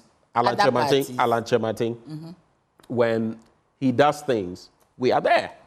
You see, the way... Now, Ntow will make mention of that. But if you are not doing the same things that the bigger political parties would do, or on that same scale, you can't expect us to be everywhere. No, you have to help us grow. It's a democracy. Because we all pay 100,000 when we are going to have the elections. The point is that we should also look at the monetization of our politics. The monetization of our politics has an impact on how the other parties perform. Do you get me? These days, and politics is democracy is expensive. We have legal costs and illegal costs. To rent a canopy, to take transports, to do all manner of things is money. That is legal cost. To even rent offices all over the country, which is a requirement, 2/3. The party should have 2/3 within the space. Representation. It is money. Do you get me? Even a party flags, T-shirts, everything is cash. Do you understand? So in my view, I believe that there should be a way that there's a level playing field. You realize that these two political parties, NDC and MPP, we are trying to make our nation a duopoly, which is not. I see. It is not, because there are other political parties. But the issue here is that and nobody is even, because it is very good for our democracy if we had other players who are as competent. We all agree to that. But the question is whether the other parties are pulling their weight. You've mentioned a matter that I'll delve into later about how political parties are funded in our country and what support we can give to other parties, the other parties, especially beyond the two juggernauts, NPP and NDC. President Kufuor did something when he was in power. Immediately he came on board. He brought on board some people from all the other parties to be with him. And if that had continued, maybe would have given us some leverage. Okay. Number two, do you know GUM? Nobody mentions. So make that your final point so I can bring in. GUM got 100,000. Indeed. We made mention of it. If you look at his... I didn't see GUM there. Is he there? Is it the Ghana Union movement? Oh, I think it was rather the UG. But whoever thought that GUM would get over 100,000?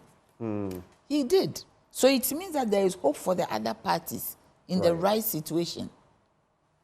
Under the right circumstances. Yes. We'll get into other bits, but I just want to find out from you, Ntow.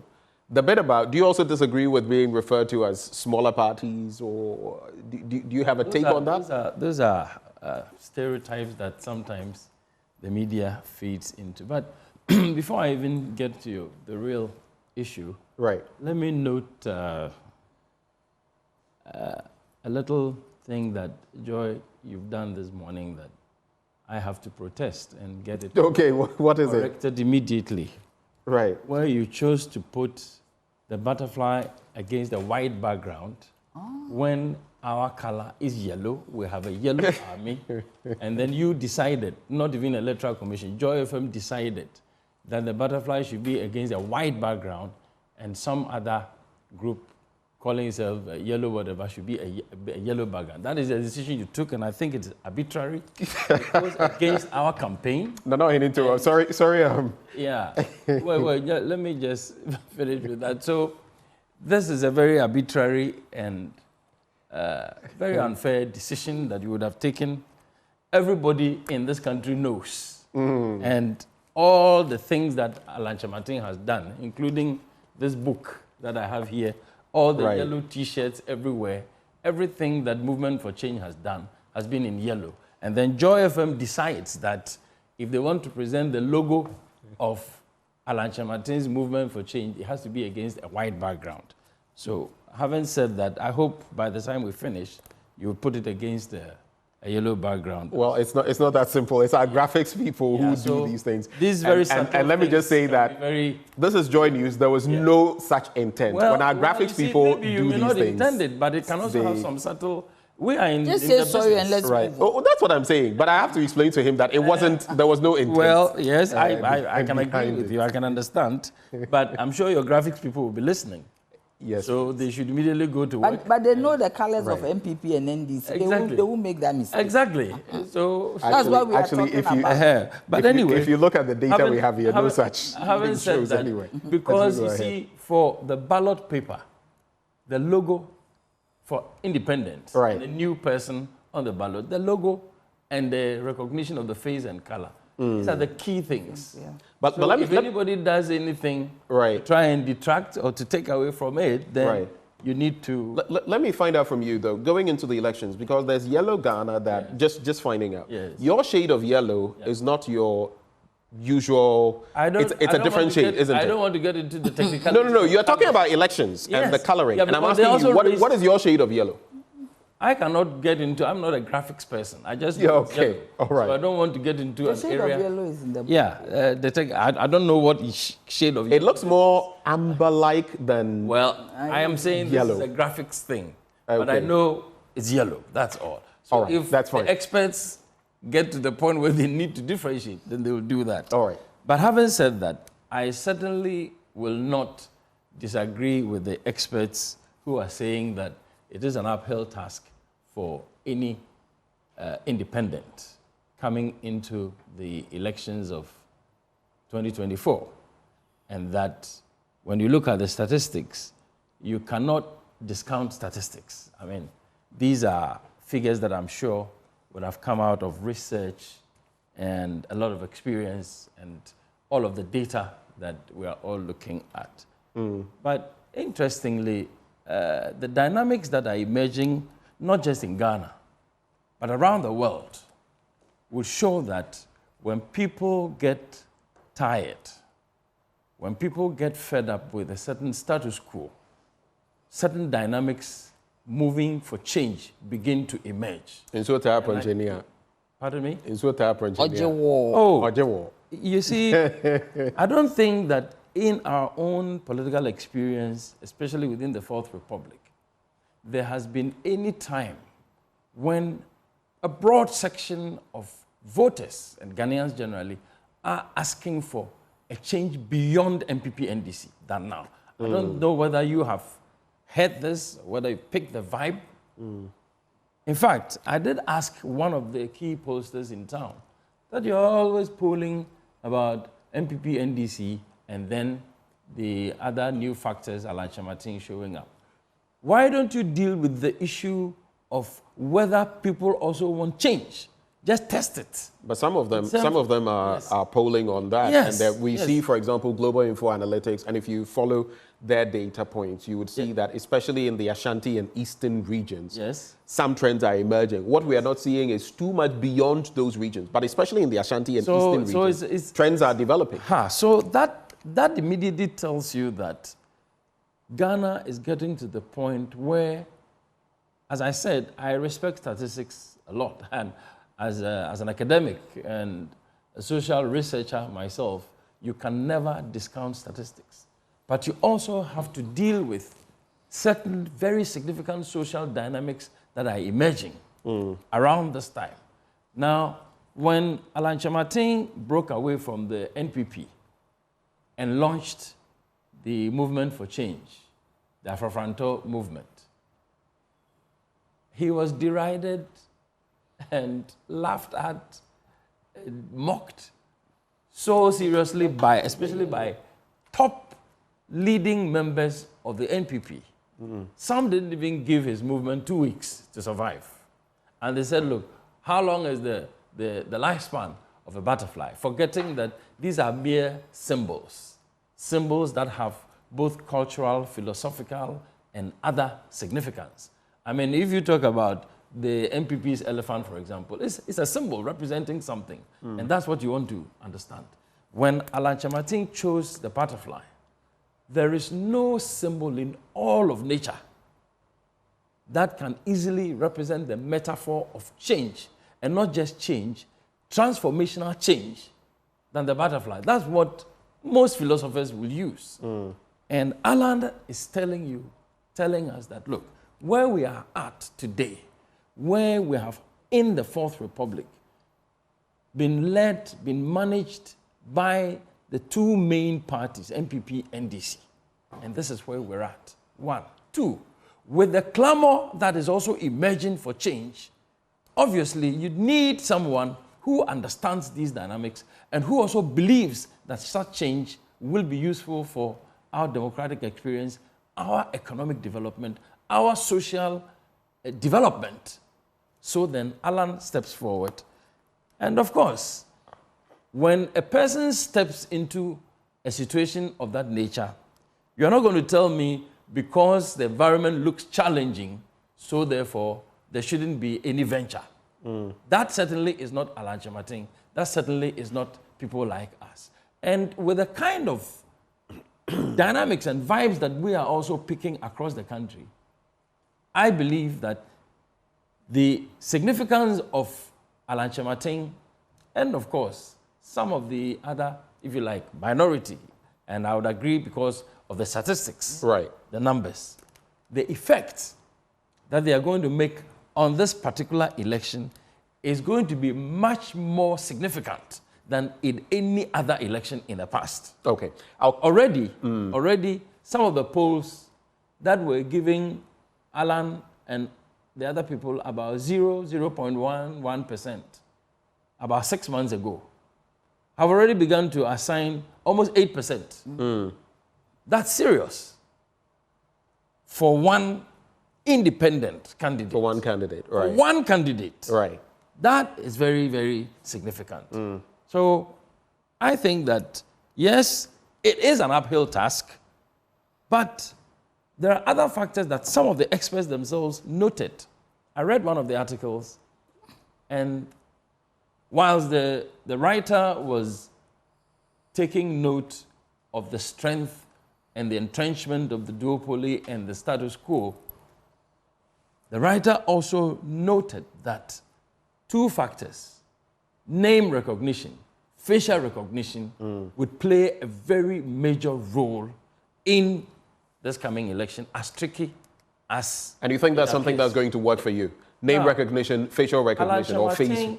Alan Kyerematen, I mean, everybody knows that Nana Akufo-Addo has been very popular and was popular in all of the elections since 2008. Incidentally, every single village that Nana Akufo-Addo had been to, until Alan left the party, Nana Akufo-Addo had to go with Alan Kyerematen. In many cases, Alan Kyerematen will be the last person to speak before Nana Akufo-Addo speaks. And there are places where Nana Akufo-Addo will go. If Alan Kyerematen doesn't have to be there, the people will be asking, where is Alan Cash? In villages. Right. And it's amazing. So if the experts themselves would recognize that the name and the face could be major factors, I think that these are some of the things that make Alan Kyerematen's candidature quite significantly different. Hold it right there for me. Let me bring back Dr. John Osai-Kwapong into the frame, because you have conducted research on this and you've also followed the trends. You look at 2000 and 2004, for example, 2000, the best performance of the minority parties. Are you okay with that? Minority parties. There's a decline of 47% between then and 2004, and then 2008, round one, minus 50%. You go to 2020, a decline of 60%. In fact, if you put all of that together cumulatively, 20-year period, 2000 to 2020 or 2020, you look at a decline of 93%. This is research that you have done.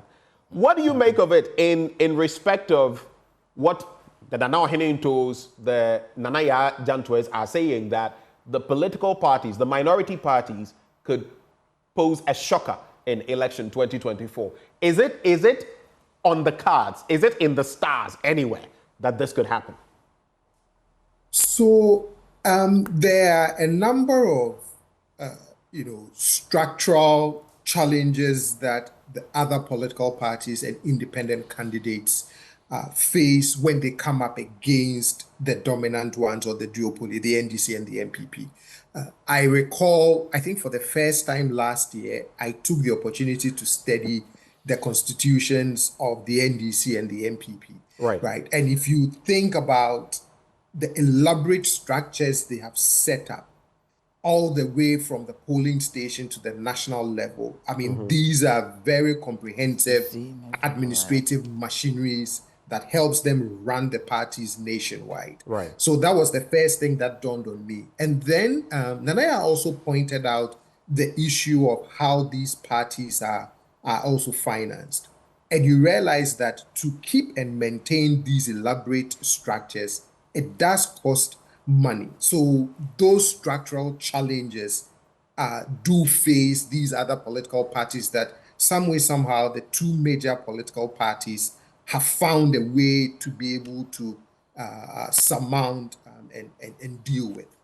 If you look at the most recent polling, though, from July, and this is from Global Info Analytics, it puts Mr. Alan Kyerematen and then I can't recall his name, but if you put those two together, and I think one or two other candidates who featured in the poll, they are polling close to 10%, which puts former President John Mahama at 40. I think among committed voters is about 48%, right? So if we go by the most recent poll, then their likely impact is forcing the election or pushing the election into a second round. Because if you look at the trend in Global Info Analytics, for a while now, the former president was polling above 50%. But in the most recent poll, it's dropped below 50% among likely voters and committed voters. So if there is any potential impact, that potential impact becomes forcing the election into a second round, and then figuring out who they throw their support and weight behind should the election go into a runoff. Are you saying that is the best possible performance of these smaller parties, that the likelihood of any of these smaller parties polling enough votes to actually not just force a rerun, but actually take the presidential vote is negligible? Is that what you're saying? In my humble opinion, yes. And the reason I say that too is that even apart from the actual election results, if you look at the trends over 9 rounds of the Afrobarometer survey, what I find also intriguing is that there's a question that says political parties are divisive, we need fewer of them, versus Ghanaians need more political. Ghana needs more political parties so voters can have a real choice in who governs them. Right. Over time, you do see that at least 71 to 75% have regularly said we do need more political parties so we have a real choice in who governs us. But interestingly, in that same Afrobarometer, when respondents are asked which party do you feel close to, it is always at least 95% saying they feel close to either the NDC or the NPP. If you ask about voting intentions, it's at least 90% combined saying they intend to vote NDC or NPP. So I've always found it very interesting reconciling those sentiments that says we want more political parties so we have a real choice, but at the same time, our voting intentions, our partisan expressions, and then our actual election results seem to be at odds with that sentiment. Doc, but yes, for me, I think it's forcing it into a opposed to being able to pull off a victory. I'll put this final bit to you, whether it isn't because I've read some of these polls and they talk about the fact that people, so to speak, don't want to waste their votes. Sometimes they'll tell you that, look, maybe we believe Alan Chamating will be a better leader. Maybe we believe some other candidate will be a better leader. But in terms of the possibility of that person winning, it is pretty low from where we see it. So we'll go for the option that we feel is most likely to win.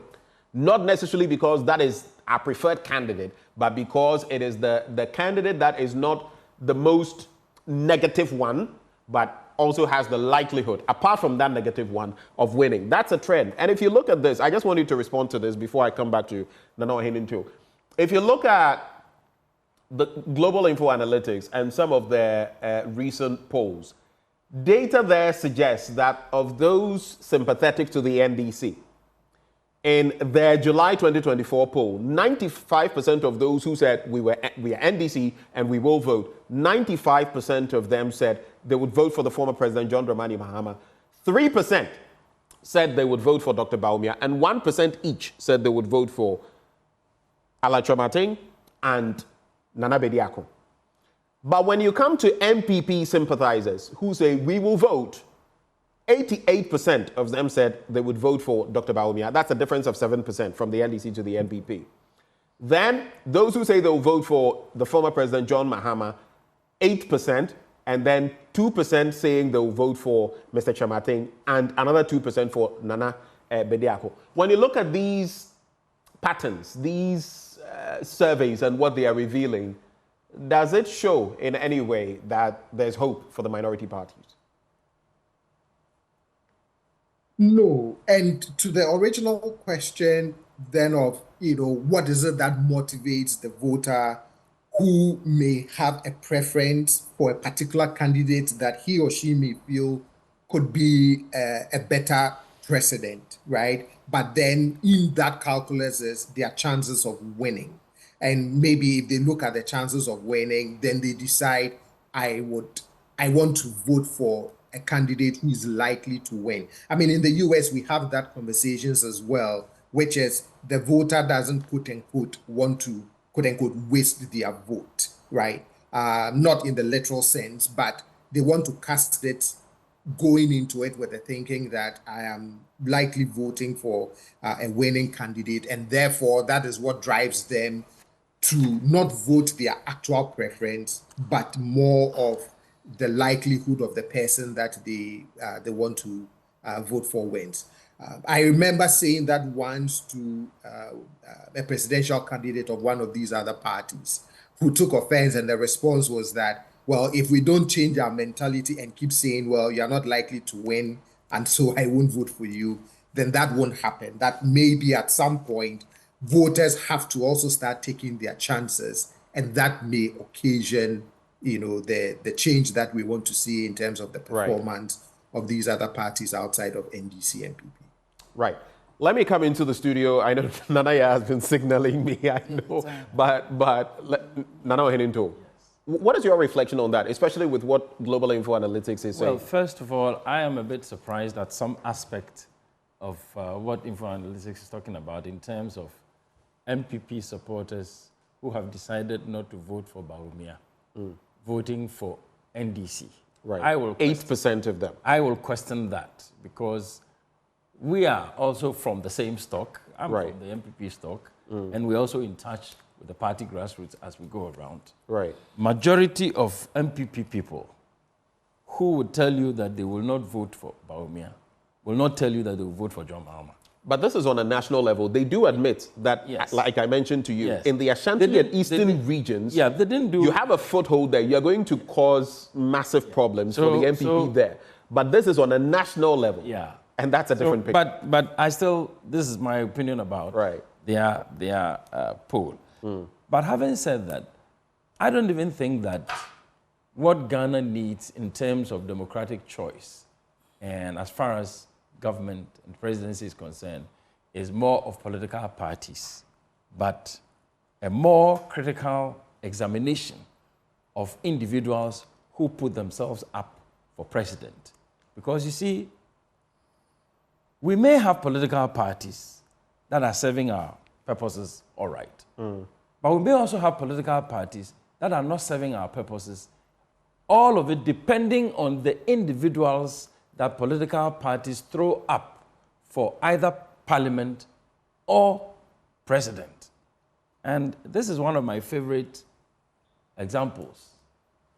One political party, MPP, two different governments, two different leaders, Kufuor and Akufo-Addo, totally different styles of managing both the party and government, totally different outcomes.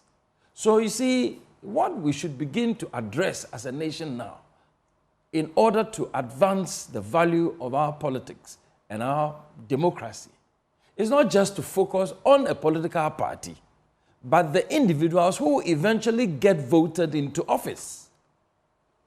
Because after all, the Constitution of Ghana does not debar independents from getting into parliament or independents becoming president. And of course, in parliament especially, we've seen independents getting into parliament and moving as far as becoming deputy speakers. When they were that was an interesting issue with the Fomena MP. Not just for Fomena MP, we knew Osei also came as an independent and ended up first true. deputy speaker. And let me tell you, I haven't done the research yet. We're checking the baseline. But I can tell you, the independents that are going to emerge in 2024 elections, especially in parliament, is going to be phenomenal. Okay. Oh, yeah. You can. In the 2024 elections? In 2024 elections, the independents that are going to get into parliament is going to be much more than we've ever seen before. Because we are checking certain dynamics on the ground. All right, so let's mark it down. Yes. The independent candidate is going to get into parliament in election 2024. It's going to be much more than we've seen before. More than we've seen before. Okay. Much more than we've seen before. Let's quickly look at this, though. But quickly, before... Just to summarize on that point. Yes. There are a few other issues I want us to look at before we go. And we are both pressed for time, so let's do this in a... You can just wrap on that point. Yes, so I am saying that possibility of Alan winning. And I'm happy the professor was talking about people talking about wasting their vote. People talk to me, and they say, oh, yeah, we think Mahama, we've had enough of Mahama. Bawumia, 8 years he was in charge of the economy. But is Alan going to win? He would be the best person. And I say, if you vote and I vote for Alan, he's already won. Oh, you're right. I mean, it's just a simple thing. If truly we believe that we're looking for competence, John Mahama's government was accused by the NPP of being incompetent. Today, the NPP is also, the NDC is also accusing the current NPP administration as being incompetent. And I read in one of these papers, I think it's today, Bawumia saying that John Mahama should be rejected because he was incompetent. And he himself, Bawumia, is also being charged with incompetence, having been given the power and the authority to run the economy for 8 years. So now the issue... What do you think? Let me ask you. What do you think? You came from MPP stock. Do you think Dr. Bawumia has been competent? I think he's totally failed. Okay. As the person in charge of the economy. Why? If you took the fundamentals from where you took it, and you were the key driver Now you're saying you need to be giving a steering wheel. You've already been giving a steering wheel for the economy for 8 years. You took the driver's mate. Listen, we know the reality. You know the realities. Ghanaians know the realities. When you are campaigning, you will say what you want to say. Ghanaians will also tell you what they think the reality is. Reality is that Nana Akufo-Addo and Bawumia himself told us that if Bawumia is in charge of the economy, Ghanaians will see it. So we can say that Vice President Bawumia has been totally incompetent as far as the fundamentals he inherited and the fundamentals he is bequeathing to Ghanaians at the end of 8 years are concerned. Okay, hold for me right there. Let me just come to you, Nanaya, on a number of issues. I'm putting them together. But let's start with, you raised the issue of how the political parties, the minority parties, have been treated. Political party funding, what can be done to ensure that the other parties can also get enough to leverage on and really compete toe-to-toe with the two bigger parties? Just briefly on that, please. Before I continue, I think that His Excellency Bawumia himself has admitted failure. He has? Yes, by saying that he's the driver's mate. Because nobody will give their car to a driver's mate to drive. Because a driver's mate has no license. Oh, okay. Yes. A driver's mate has no license. So you will not give your vehicle to someone. But he knows some are actually preparing to drive, so they secure licenses. But you have to drive and get tested before you are given. Yeah, but they a can license. do that without necessarily then that is being fake. in charge of that particular vehicle. But that is fake, because if you have a license and you haven't driven and you're a mate and you are now asking us to give you the steer, then it means that you yourself, you know you're a failure. You know you are not fit for purpose. Do you get me? So you're saying the vice president is not fit for purpose to become president of Ghana? Yes, because he has admitted himself, give me the steer. It means you cannot drive. I should give you the steer to drive, and you cannot drive. So if you cannot drive, and you yourself, you admitted you are a mate, it means you cannot move my vehicle to a very, the word is not, safe destination. You are going to crash somewhere, you hit somewhere, because you're a mate who is trying to drive, and you've never held the steer. And if you've never held the steer, how can I give my car to you? You are begging me to give you the steer to drive. How can I give the steer when you have never held it? Okay. And you are begging me that me pamochomo first steer na mame why. So I will not give my car to you, whether if it's a Honda, whether it is a Datsun, whatever it is, I will not give it to you. The other thing is that the doctor was saying that NDC and NPP have elaborate structures. All the parties have it. It's a prerequisite for you to exist as a party. But the money... I don't think when he says that, he's just referring to district offices and all that. No, it's a polling station. Polling... what is it? But you should have a polling polling station. You have polling station executives. You have your constituency executive. You have everything. Your regional, your everything. The structures are the same, but the difference is that the money, as we come, the money, there should be a framework for even raising funds. I remember those days when even I attempted to raise funds. Some people would tell me that, Nanaya, if it's for your personal use, we'll give it to you. I said, I'm not asking for personal, I don't need it. I need money to run the party. Do you get me? So there should be some framework. There should be some direction. What framework? The Constitution says something about political parties. No, that one you cannot do it outside. But I mean, that has not led to anything. No, but other political parties should be trained how to go about it. Do you get me? Because for the others, they've been in government before, they've built their base, they built their stakeholders. The possibility of people coming to them because they think that they would come to power. When you talk about the CPP has suffered a lot. Looking at your this thing here, your graph here, everybody here is CPP.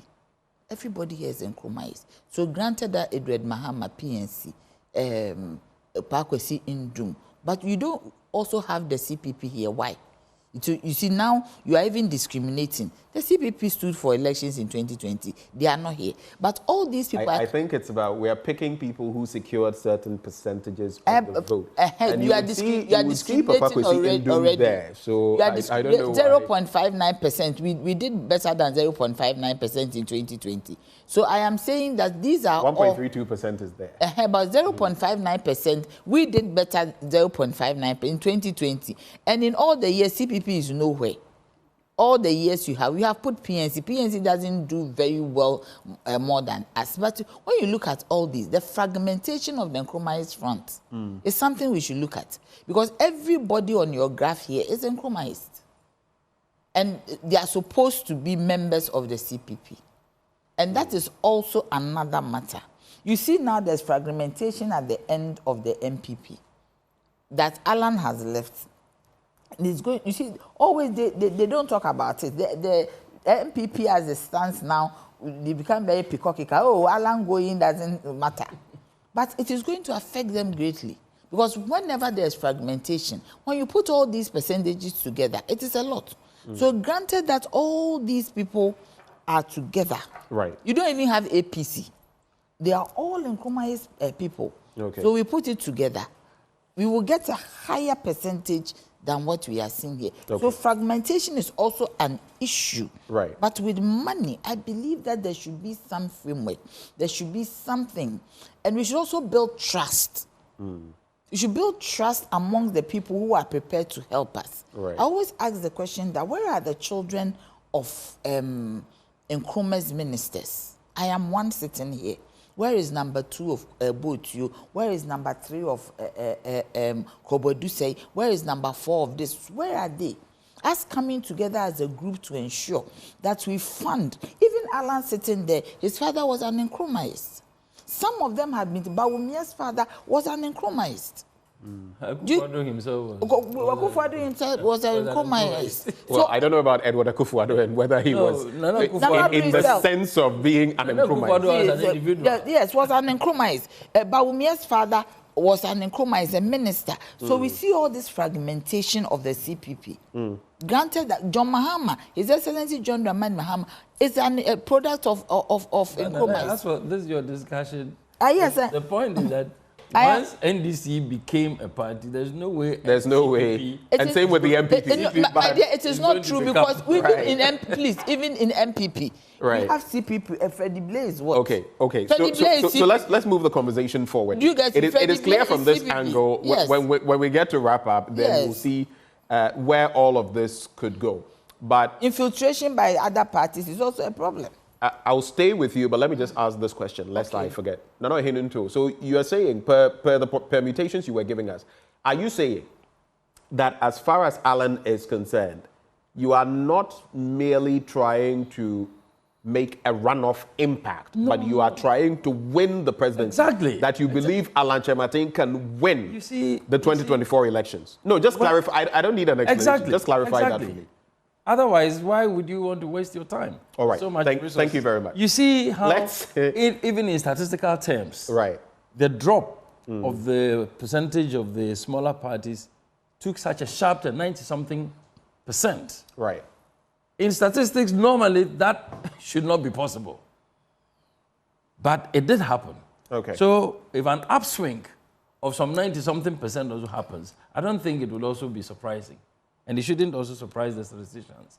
But in this case, there are so many other dynamics that are at play today, which were not at play to the same extent 5 years ago, 10 years ago, 20 years ago, as far as the role of an independent person to parliament or an independent person to president was concerned. All right. I think the situation is quite significantly different from a couple of years back. Nanaya, let me start with you on the Airbus angle. We just have a few more angles to go. In fact, let me start with the apology angle. The finance minister, Dr. Amin Adam, has come through in recent times. You remember there was Quaye talking about the fact that we have managed the economy like a Ponzi scheme, and we have to, there are certain things we have to do so as not to lose the people.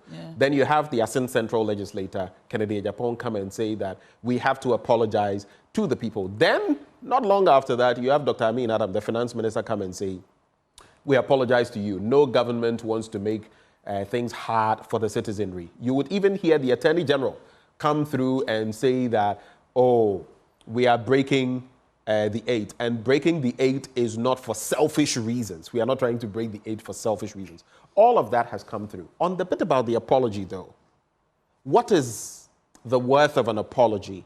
And from where you sit, politically, what impact could it make for the MPP in the 2024 elections? Let's dwell briefly on that. I want to give each of you bite-sized time. 2008, they apologized and they lost. You remember? Under Kufuor, yes. Yes, under Kufuor. Yeah. So the point is that apology for what? What have you done wrong? You have to tell me what you've done to me that you're apologizing. And if it is worth apologizing at this damn minute. You see, when you wrong somebody and you need something from that person and you go and apologize, it means that it is not real. It is just orchestrated. They've sat down, thought about it. You see, I always say that these MPP people, they treat us as they are political playboys, where when they meet you, they tell you things that they don't even mean. When you meet a playboy, he tells you things that he doesn't mean. He just wants to woo you. And that is what they are doing. They want to break the 8 for their own selfish means. We are saying we do not want them. They should go. Why don't they want to go? What is it that they are saying that they are going to break the 8? We are saying you haven't done. You are apologizing because you have done something wrong. You don't apologize in a vacuum. Because you have done something wrong, you are apologizing. Can your apology bring the 22 people who died because there was no dialysis services at Kolebu? 4 million cedis they had to go and pay and they didn't pay. Meanwhile, they used more than that for Bawumia's campaign. Do you get me? And that young lady who was only 18 years died. Can you apologize for that? Can you apologize for the old people who have died because their money, you have taken their money and you were not able to give it to them? An old doctor, an old man, a doctor who died, he was on dialysis, he couldn't pay for dialysis and he died. Can you apologize for that? Do you get me? So it is even an insult for them to come and say they are apologizing. What they would do to satisfy our heart is to just go quietly and not try to orchestrate or try to manipulate the electoral process. I see. Because you only apologize to somebody you have hurt.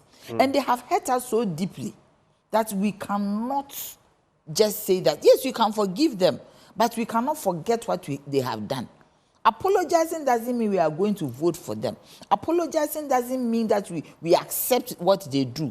I wouldn't even say that they are incompetent. Their feet is quick to do evil.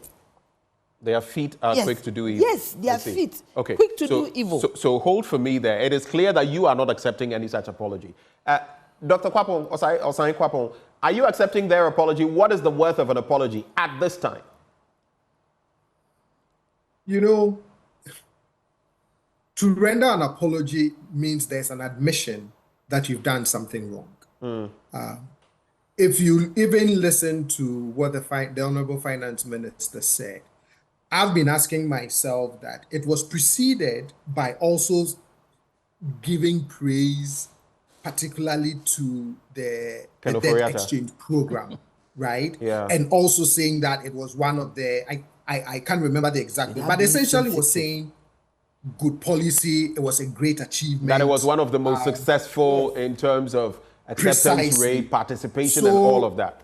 Precisely. So for me to have prefaced that we didn't intend to put hardships on you, please forgive us, just on the back of the very thing that caused some of those hardships and economic pinch points, that I don't see how you're rendering an apology, right?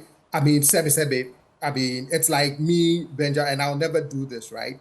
But it's just like me slapping you and I say, hey, Sutrobi pa me ball Ben. And then I come and say, oh, but Ben, Sutrobi my ball pa, but fache me. I mean, it doesn't for me come off as a very genuine kind of apology. It just seems to me that the moment that conversation came up where the Honorable Kennedy Jipon said, you know, we should go to the grassroots, maybe we should ask for forgiveness. I just felt, in my opinion, it feels like a politically calculated apology. Okay, knee-jerk reaction. Ben, just now Ntow, very quickly. Just a second. You know, when he was even giving the apology, which was an afterthought, he was laughing. Okay. Yes. So his demeanor, the finance minister's demeanor, did not. He was laughing and he said, "Oh, we apologize." And I mean, it is a clear afterthought. I see. Clear afterthought, which. But he wasn't laughing throughout. For that moment that he was speaking, he was laughing, as if that, oh yes, we apologize. Oh, they said we should do it. Okay. Now Ntow. Yes. The pensioner bondholders leader, Dr. Addo Entry. Last time he had a conversation with us and he said something. I can say, oh, I've hit you, like he said. You have a sore there. Oh, sorry. It doesn't kill the sore. Is an apology worth it in this instance? This is, yeah, and I'll be very, very harsh here. Some of the most useless and unproductive political gimmick that I have seen in my life. Because, you see, President Akufo-Addo was the one who said that John Mahama's administration was so bad, they should just apologize and resign. That's what he said before 2016. I have the video right here. So we all know of that. Yes. They should not just apologize, but apologize and resign. And pack out. And right. pack out. Right. Which sent a signal that he said, if it were me, if I were the one in this kind of situation. Indeed. And now he is the one in a situation. And his government is apologizing for taking the monies of pensioners to pay public debt. So that what happens to them? People have struggled, lived all their lives and worked. You don't even know whether the pension is adequate or not. And then the government decides that, largely because a lot of these debts have come about by what some people perceive to be largely corruption and mismanagement and irregularities of handling public resources. And then individuals, innocent citizens, suffer. Now we are in this kind of economic situation, and the finance minister comes to render an apology and is still in place. He's still in position. He hasn't resigned.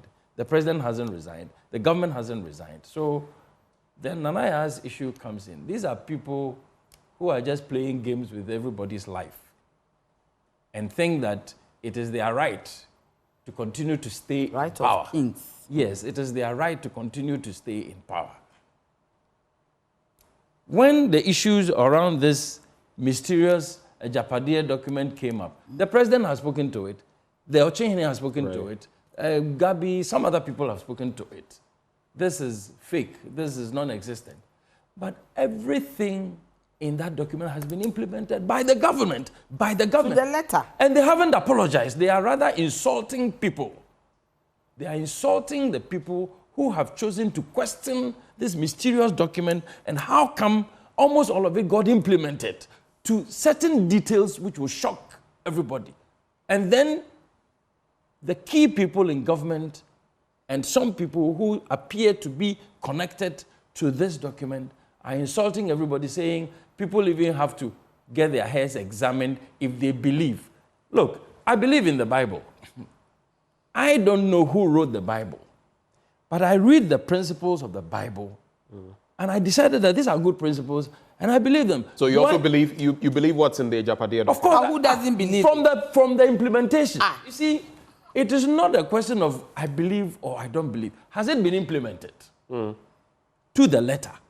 These are the things that the people who clearly are connected or appear to be connected should be apologizing, because it has really affected the whole body politic.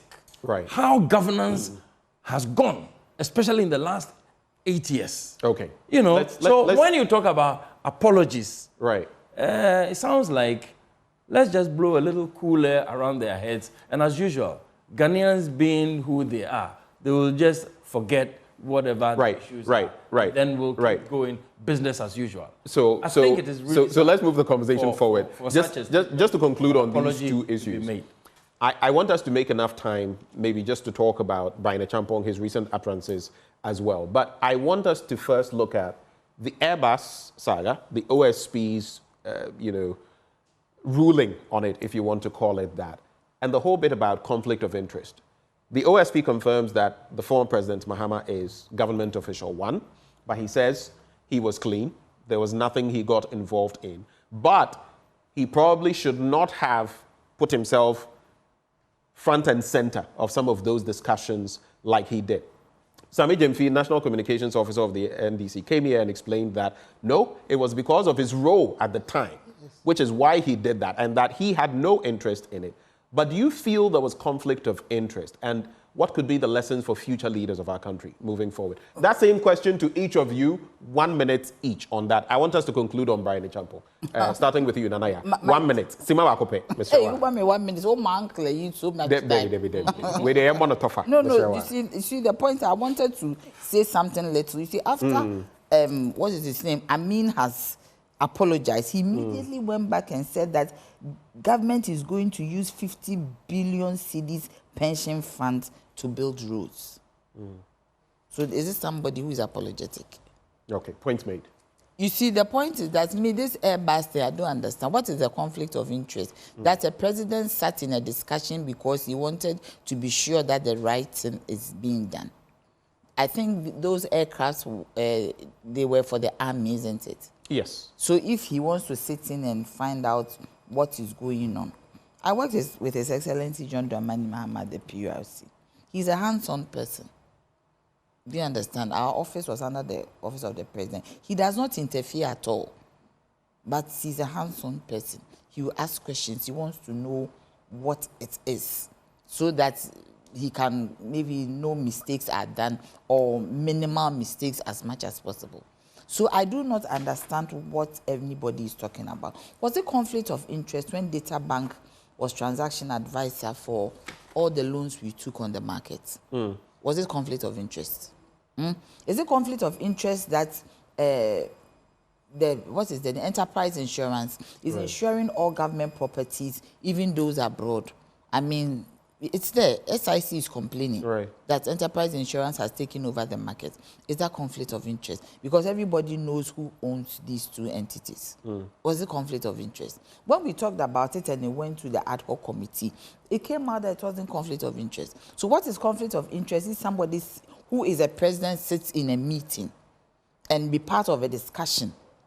In fact, from the time he was vice, where he would have direct oversight. Oversight, yes. And to becoming president. So from where you sit, there was no conflict of interest. I do not think there's no debate there. But you see, the amount, somebody has done 35 million ambulance repair scandal. And this is 5 million Airbus. And we are leaving the 35 million and talking about 5 million. We've spoken extensively on that. Dr. Osai Kwapong, conflict of interest or not? Let me answer it this way. The appearance, and remember we've talked about this on your show a few times, the legal test versus the appearance test. And I continue to say that what always gets our public officials in trouble is that they are not very sensitive when it comes to the appearance test. The optics. Right? Exactly. And that for me is what always creates the problems for them.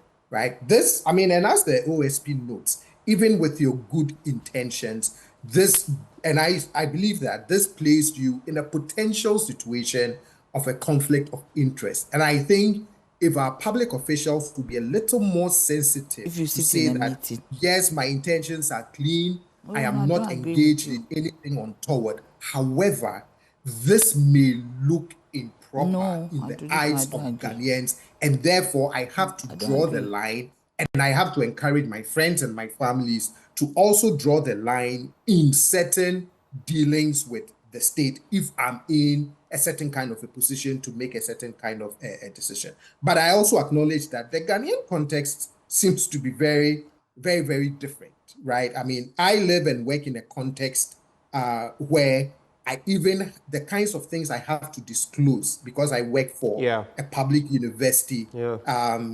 it's amazing. And it's always because our legal counsels always say to us that we just don't want anybody to even have the occasion to say, this just doesn't look good, even if there's nothing untoward that you are engaged in.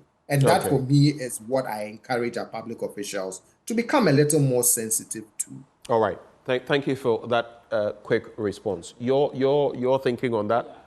I will not depart so radically from what the professor is saying. But you see, there is the legal side of issues, which you cannot contest. Once the law says A and the evidence is there or not there, then that is it. But the SFO cleared him. Yes, the OSP has cleared him. Conflict of interest is not we also legal. know They say it's there ethical. are ethical and moral issues that also rule society. Now, when you look at the report, paragraph 6, between paragraph 6, 9, and 10. Right. 10 especially, 6, 10 especially says, then again, the direct participation of the president and the vice president on behalf of the Republic in commercial communications and meetings with commercial entities should not be encouraged. Right. Sami James came here and mentioned that because he was vice president at a point, and you know what role he plays in respect of the armed forces, that was why he played those roles. It still doesn't deal with the issues of morality, the issues of ethics, and so on. And now, even when you go a little further down, it says that, indeed, it seems to OSP, that is 611, that the only reasons why the Airbus Ghana deal found its way into the UK, US DPSAs were the fact that former President Mahama and Samuel Adam Foster were brothers of full blood, and that former president directly participated in commercial communications. In other words, this would not have been an issue at all, because there's if nothing really in there. But apart from the relationship. The government takes a decision that it needs this equipment. Right. The supplier is Airbus, the manufacturer is Airbus. The supplier is the president's brother. So the government puts out a request for a tender. I guess, I don't know, some of these things may or may not go through a tender. Doesn't matter. It has to go through a tender. It depends. It depends. International competitive bidding. Yeah. So whatever the processes are, a supplier is selected. So now, the commercial communication between the supplier and the manufacturer becomes a matter of, money issues. So better, it could have been handled better for the sake of time. If the president is seen to be involved, clearly people may ask. It could have been handled better. But a quick point that has to be made is that Samuel Mahama only comes in after the deal has been concluded. He is not a part of the initial deal. He comes in. No, just to clarify, because that also came up the last time. It's in the he report. only comes in after the deal has been concluded between the government of Ghana and Airbus. So the bit about he's his brother and all of that does not even come to play as far as that is concerned. With, but can we move on to the last issue? I want us to, just a minute. I disagree with Nana and the Prof. You see, you need tomorrow, if this thing, the price was bloated and all that, which name would they have mentioned? That the president, when Mahama was vice, when Mahama was this. I mean, commercial arrangements, it can even include the technical specifications. What are you bringing to us? So I do not think that it is wrong. Tomorrow, if you want to go into detail, you see those things. Tomorrow, I don't think. Please let her make a point. So I want us to conclude on the final issue. Tomorrow, if Alan becomes president and he has to buy something, or my flag bearer becomes president and has to buy something for the nation, and the person is involved in the conversation around the purchase, I don't see that one. Will it be treated the same way? Because and would it be right? I am saying that is there any law which says that you cannot? When Ken's thing happened, they said even the conflict, they said it's ethical. No, but this one, he was in an activity that was bringing him money. This one was just involved to make sure that something is right. So yes. Right or wrong, I think there are lessons therein for everybody. Yeah. But here's something else. I want us to watch these videos and situate the conversation. While some say apologize, others are also going to certain parts of the country and saying different things. Let's listen to Dr. Brian A Champo, the Agric Minister, on that campaign platform recently. NDC for 2024 abano, and we need that.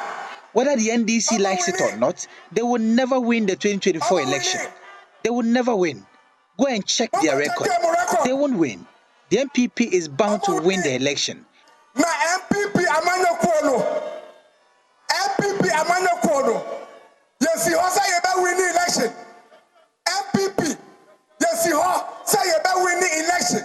It's the enimno. Quaye be asked why you win the 2024 abano. We will use any any means to win the election. We have pastors, imams, even traditionalists. If you don't understand, go and bend the sea. We'll win this election at all costs so we can continue the good works to PP.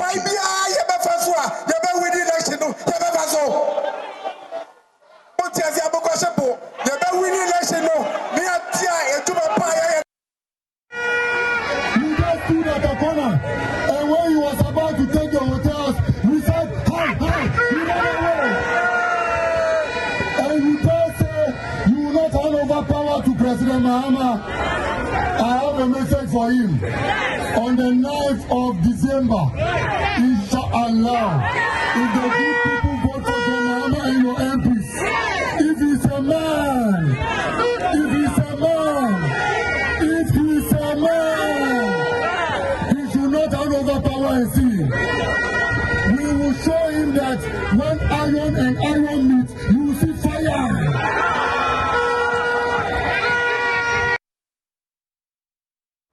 We definitely don't want any sparks in the country, no fire, but I guess the rhetoric is creating problems. Doc, I'll start with you. This is not the first time we've heard A Champo go on this trajectory. And he's getting even more forceful in some of this rhetoric. What do you make of it? How inflammable or inflammatory is his language? And should he stop this kind of narrative? What do you think? Yes, I understand the passion, the excitement, in the middle of a campaign, all of that. Our emotions sometimes get the better part of us. But I also, in particular, worry about the rhetoric, right? That you ought to find a way to manage your political temperaments in such a way that you don't end up using the kind of language that you never know who in your party or who among your supporters may want to activate that and give it a literal interpretation. Okay. As I said yesterday on TV3, part of me, you want to sort of appeal to his better angels and say, no malice intended. But when similar statements have been made in the past that were roundly condemned, and then you have this again, you start getting, at least personally, I start getting worried about keeping our political temperaments in check. It's an election. Right. Yes, elections do have consequences, but it's an election. It's not a matter of life and death that we have to ratchet it up with this kind of rhetoric. Okay. Just give me a yes or no answer. That's the final batch of the conversation. Should A Champo be apologizing for some of these statements? Yes or no? Yeah. Yes. Yes. Okay. This is the final batch, so just about a minute and a half for you each. Ntow, on this rhetoric and maybe whether he should be apologizing. Obviously, he is not the only one in MPP or NDC who's been talking like this. And anytime someone in MPP talks like this, you get... Now, the NDC hasn't said it will not... they are saying they will not hand over power if they lost. Yes, or whatever, whatever the situation, or that they will not even these lose. Things have kept coming and going. And now, A Champo makes this kind of very, very inflammatory statement. I don't think an apology is enough because, you see, these things reflect a certain kind of mindset. These are people who are leading a whole political party. And incidentally, they happen to be incumbent in government with all of the state resources available to them. We saw what happened in one of the by-elections where some of the actors, including the same A Champo, was reported to have acted in ways that compromised the safety or supposed to have compromised the safety of people. Okay. And now he's emboldened to say more of such things. It is not a question of apology. And finally, this brings into very sharp focus final point. The extent to which this entrenched duopoly MPP NDC has taken the people of Ghana for granted, because the picture is like, whichever way you look at it, come an election, 4-year, 8-year, it will be either us or them. Okay. And all right. This is the time that the narrative has to change, and every Ghanaian has to be concerned. You need people with the kind of temperament that will be good for national unity, cohesion, and for a forward march of our country in peace. Not in Ben, you know what? You have a minute. I have a minute and a half. You see, this is very unfortunate, and it should not be acceptable. I said before that the man, when he gets on stage, he gets intoxicated with emotion and excitement. Do you get me? So when it happens like that, he just talks anyhow, without even thinking about the implications of whatever he says. I think a time has come for somebody to really check Brian when he is on stage, because it is whatever he's doing. This is not the first time he has done it. He has done it before, and he's repeating it. And he said, you see, in a camp, if you say kokoshepo, it's a great insult. It is more than an insult. It means that the person that you are dealing with is a non-entity. It is like a Jamaican tell you, get it gone. And that is exactly what MPP and their cohorts are telling us. That we should just get away.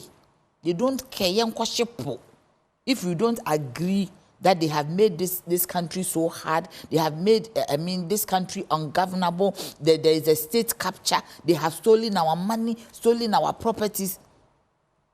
They want to tell us that we should just get away. We should go and bend the sea. They don't care. And this is what it is. I believe that this is a cue for every Ghanaian. For me, if my party wins, it is great. If another party wins, it is okay. But all we have to do is to make sure that these MPP people be kicked out. They should be kicked out because they are not, you see, they are not useful. Then they are not useful. They can't do anything for us. They have gotten to a point where they have become rotten. And when something is rotten, what do? You put it in a garbage and you throw it out. If not for that reason, why should Brian tell us, okay. Ghanaians, right. Why should he say that to us? Right. Because we go and queue and vote for it. It is we as Ghanaians who went to the polls to go and vote for you to today to be a minister of Agric. Right. So point made. Now, Ntow, I wouldn't have come back to you, but I just have to make this final point. Do you feel this has the propensity to stoke violence, the rhetoric of Brian A Champo? Does it have the propensity to do that? It does. You see, because when people like Brian are being seen as champions in their party, and apparently is quite liberal with some of the people he works with. He's frivolous. And he, when people like Brian are taking care of you and then they give you this kind of a command or an encouragement, the tendency is that people who feed from his hands will just follow it. It's not only the people, everybody, the grassroots. Yeah, okay. It's a cue. It's something that should not be encouraged. Okay. It should be condemned, in fact. And characters like that should not be honored with public service and positions of leadership. They should not be honored. It is unfortunate, as far as I'm concerned, that somebody with that kind of mentality, and he keeps repeating it, because he has money, he can buy the vote, he can buy voters. It's unfortunate. But this kind of language is not what Ghana needs. It is very, very negative and destructive. Ben, let me... Thank you. Nanaya, we have to go. Nanaya. I have to give them some... Their colors are... He's talking about their colors. But their colors, you see, they have an orange here. They have a bright yellow there. I think that they should start synchronizing colors. They should synchronize their colors. They should come... Just take that as feedback. No more responses. So those who joined us for this conversation, we had Nanaya Achepem-Jantua, former General Secretary of the CPP. We also had Ntow. He is Senior Advisor to Alan Kojo Trematin. And we had Dr. John Osai Kwapong, a CDD Fellow. They joined us for this conversation. Stay with us. Up next, we have still more conversations bringing your way or coming your way on the AM show. We'll be right back. Welcome back on the AM show. Let's do some other stories now. Now, after years of relying on a contaminated well next to a cemetery for drinking and other domestic chores, residents of Edimedim Ningo No. 2 in the Ayenswano districts of the Eastern region have made a passionate appeal for the provision of safe water. The residents who massed up at the well on Sunday morning say they fear the sudden deaths and disease outbreaks in the community may be linked to the possible leaching from the cemetery into the well following recent rains. And they want the district assembly and the member of parliament for the area to, as a matter of urgency, rally resources to save the situation. Let's play the story and then we'll speak to our correspondent on the back of that.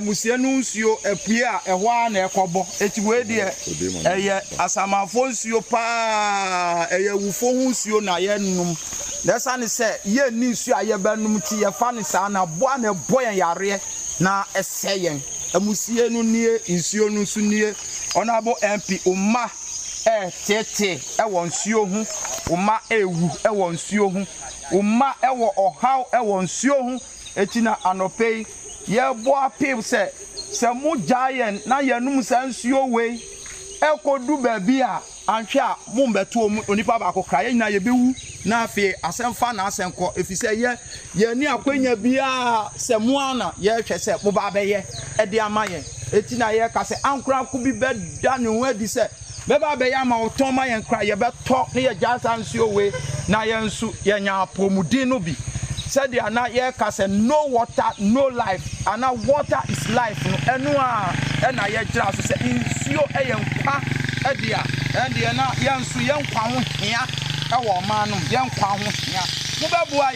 Mubabuaye na mubuaye so a nipa nyina beti se yesu frɛ no mobile be buaye wo be sa tienka baby amu be yesu amaye bia ye be gira no ya che Ghana force oh ye kan no honorable MP nini your friend DC wo mo ba be ye mwaye na Ghana for nyina de asida amamu ye sra mo se ye nimu hwiamo se mo ye bibi papa ma ye nga ye mfa mo asida ndi no man nyina beti de amaye ye hia mumu a wo Yesu Kristo dimu na anope ye de ye mo a ekirem e wo pese wo wini election a be ya de we ma ye nga nyame obeka ho na watumi wini election a watumi abon se mo aka se yo me dwene me manfo ho nyame so adwene me ho anope nyame one wo nkasa na tie na se na beboa ye amen wo Yesu dimu amen amen yesia insu a yenum eno na mo hu ni insu a yenum eno na mo hu insu we edi o esedu opebre a no bi edru bi abegum se wo di cure over 5 years ni sa enru no ebi amabio mu a wo di begum na wan ka se yenum anase bisa enti insu ho asem no de yesram eno nko ana ehia ye eno nko ana ehia ye ya bre won nsuo hu anope ya ye di kire mu kire se sa nsuo we a yenum a ene amusie na ebo ohye no This is our drinking water, just what you see. It's even closer to the cemetery, so the rainwater from there enters the river. Yadua yabema abakle na mawse musie nu ni nsuo nu na ebo yenya nsuo nu mti nu yabesi ani se asamanfo ho nsuo ewufo ho nsuo enu a yehwe a na ye vote nyina ye pegya ye vote nyina ni ye di abebom se panyan na DC na ya kam nyina bom na ya yam se mo behwe ye nso na edu nioma bi se ya na ye di ya wo ye mu se edi enti na ekosa se bi banya nsu anum a na ye bu bi gu fam na afi ebi nsu de nsu a wonum kra edi yare ebrewo ebi num kra fa wa wu na. This is right here in this country, right here behind us in the eastern region. People are drinking water that is leaching from the cemetery. Let's get on the phone and speak to my colleague Latif Iddrisu, who brought this story for more. Latif, thank you for joining the conversation. Now, the residents are now praying, not just appealing, but praying for God to intervene and help them. And they talk about diseases and recent deaths. What more can you share on this developing story?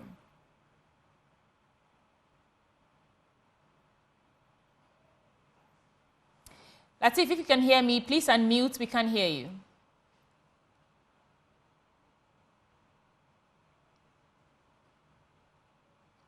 We're trying to connect with Latif, who brought us this story, to shed more light on how residents in Edimedim are suffering drinking water from a well that is so close to a cemetery. And you can see them there praying and appealing to their MP.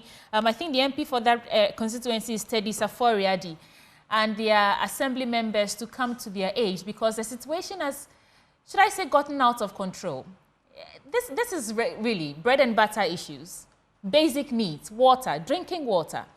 And in fact, as you can see right there on your screen, someone just fetched that water and put it to her lip. It's so normal for them. And they're talking about recent deaths and sicknesses. Why wouldn't you fall sick if you're drinking water that is coming from a well so close to the cemetery? In 2024, these are some of the things that Ghanaian citizens are grappling with. Lack of access to safe drinking water. But we're starting to connect with Latif. He brought us the story. We want to see what more he can report, if there's been an update, if the MPs or members, authorities have actually come to their aid. Latif is here with us. Latif, thanks for joining us. So I was just saying that this story that you brought is rather sad to see this. What more can you report on this? Yeah, sweetie, I tell you, this is a rather desperate situation for the people of this particular community in the Suhum area, particularly Yensuano district. It is a very, very desperate situation, and the people are justified in every sense of the words they use in begging and appealing to authorities to fix the situation. So to better appreciate what the concerns of these people are, the source, the only source of quote and unquote potable water, what you see on your screens right now, cannot in any stretch of imagination be described as potable. But that is the only source that these people have, the only source they depend on for drinking and all other domestic chores. The saddest part of this whole situation, sweetie, is that this water source, shares a boundary with a cemetery. Right. And this boundary has no physical wall separating it. There is nothing separating the water source and the cemetery. So essentially, the people are drinking from a water source by a cemetery. To put it bluntly, that is what the situation is. And the people they've not raised these concerns until recently, when they started experiencing rashes on their skins. And according to the source that's supported us, he said there's been sudden deaths in addition. And that is why now they've come out to raise the alarm for authorities to come to their aid and fix the situation. Because, like I mentioned, it's a very desperate situation they are dealing with right now, sweetie. Is there any word from the Member of Parliament, Teddy Saforiadi? The recent thing we saw of him was him endorsing the drip projects from, the president. That's the last time we heard of him. But has he been able to respond to his constituents on this really sad situation? Any word from him so far? Yeah, so the district chief executive of the area, I spoke with her yesterday, tried to paint that picture of desperation within her jurisdiction. And in fact, what she told me is that it hadn't come to her notice. She's not aware of the situation. And for me, that took me back a little bit, because living within your jurisdiction and not aware of this very dire and perilous situation, I found it very curious. She hadn't been told about the situation, but I understand after engaging her, she sent a team to assess the situation. As to whether or not there's going to be an immediate intervention, we do not know, and we cannot speak to that. That is for the district chief executive. Now, when I got in touch with the Member of Parliament for the area, he understandably explained the vast responsibility he has on him as a Member of Parliament for the area, but gave the indication that he is also going to pool resources to see what exactly he could do to intervene to save the situation for the people. If these words from the leadership and authorities within the jurisdiction are anything to go by, then we expect something to happen within the next. I mean, this is not something that could be fixed today, tomorrow. Right. This is water we are talking about. If it has to be with connecting water to this community, that's going to take a number of months, if you like. So on the interim, the people need something to survive. They need something to depend on. Water, we say, is life. And these people have no water. They have no life, essentially. And that is why there's been sudden deaths and outbreak of diseases in the area. Latif, before I let you go, have given the indication. Can we put a number to it? Do we know how many people have lost their lives so far? I couldn't get that figure. He was unable to give me specific figures. And as to the number of people who have died and those who have, undergone a lot of, infections and are receiving treatment at various places, he couldn't put specific number to it. But what he tells me is that is the situation they are dealing with within that particular community, sweetie. Well, Latif, thank you so much for shedding more light on this story. And we will try to connect with some opinion leaders, and if we are able to, the Member of Parliament and, Assembly members for this area in our subsequent bulletins. But for now, the people of Ayensuano are pleading. I mean, even if you're an individual and you have the capacity to come to their aid, this is an appeal to come to their aid. This is so inhumane, to be drinking water from somewhere very close to a cemetery. And now they're getting sick, people are dying. Please, Ghana 4, let's try our best for our citizens. Well, there's still more coming your way on the AM show. Don't go away. We'll be right back. Let's continue our conversations right here on the AM show. And now let's talk about the National Sales Leaders Conference. In the studio with me to help us understand what this really is and how it concerns you and I is Michael Abiu, the CEO of MGA Consulting Ghana Limited, and Clarus Kofi, the General Manager of Co-Event Solutions. Gentlemen, welcome to the program. And I understand this is the maiden edition of the National Sales Leaders Conference. Yes. What's the intent behind this event? Just to take some few steps back, it's taken us, I think, 7 years for us to get to where we are. 7 years? Yes. To put this together? To put this together. Okay. And it's actually born out of the desire for us. We've been in sales for quite some time now. And generally, when you look at all organizations, if the organization would thrive, then you need revenue. If you can't generate the revenue, then the salespeople must go out there and bring in the business. But over the years, you realize that we've never had a conversation, more so a national conversation regarding the role of sales within an organization, also on the national scale. And we thought this would be a good opportunity to start that discussion. Okay. During these times, you realize that there's competition in almost every sector now. Now you have the health sector, recruiting, you have various, what we say, typical organizations that were not using salespeople, facing competition now, and now everybody is turning to sales. However, if you'd realize, and I'm sure even if they had asked you to, come and be a salesperson, you would have said no. I was a salesperson. Oh, that's good. That would surprise you. Yeah, but you realize, and then the other thing too is that we had people we started with 20 years ago, and they've left for various, and then there's the whole, mindset about sales. People are saying, it's too hard. People are saying sales is stressful. You need a lot of skills, special, refined skills to be able to sell. So we think that, and based on those notions, we think that let's have a conversation. Let's not get such a vital industry to go down. Yeah. Let's see how we can bring it up.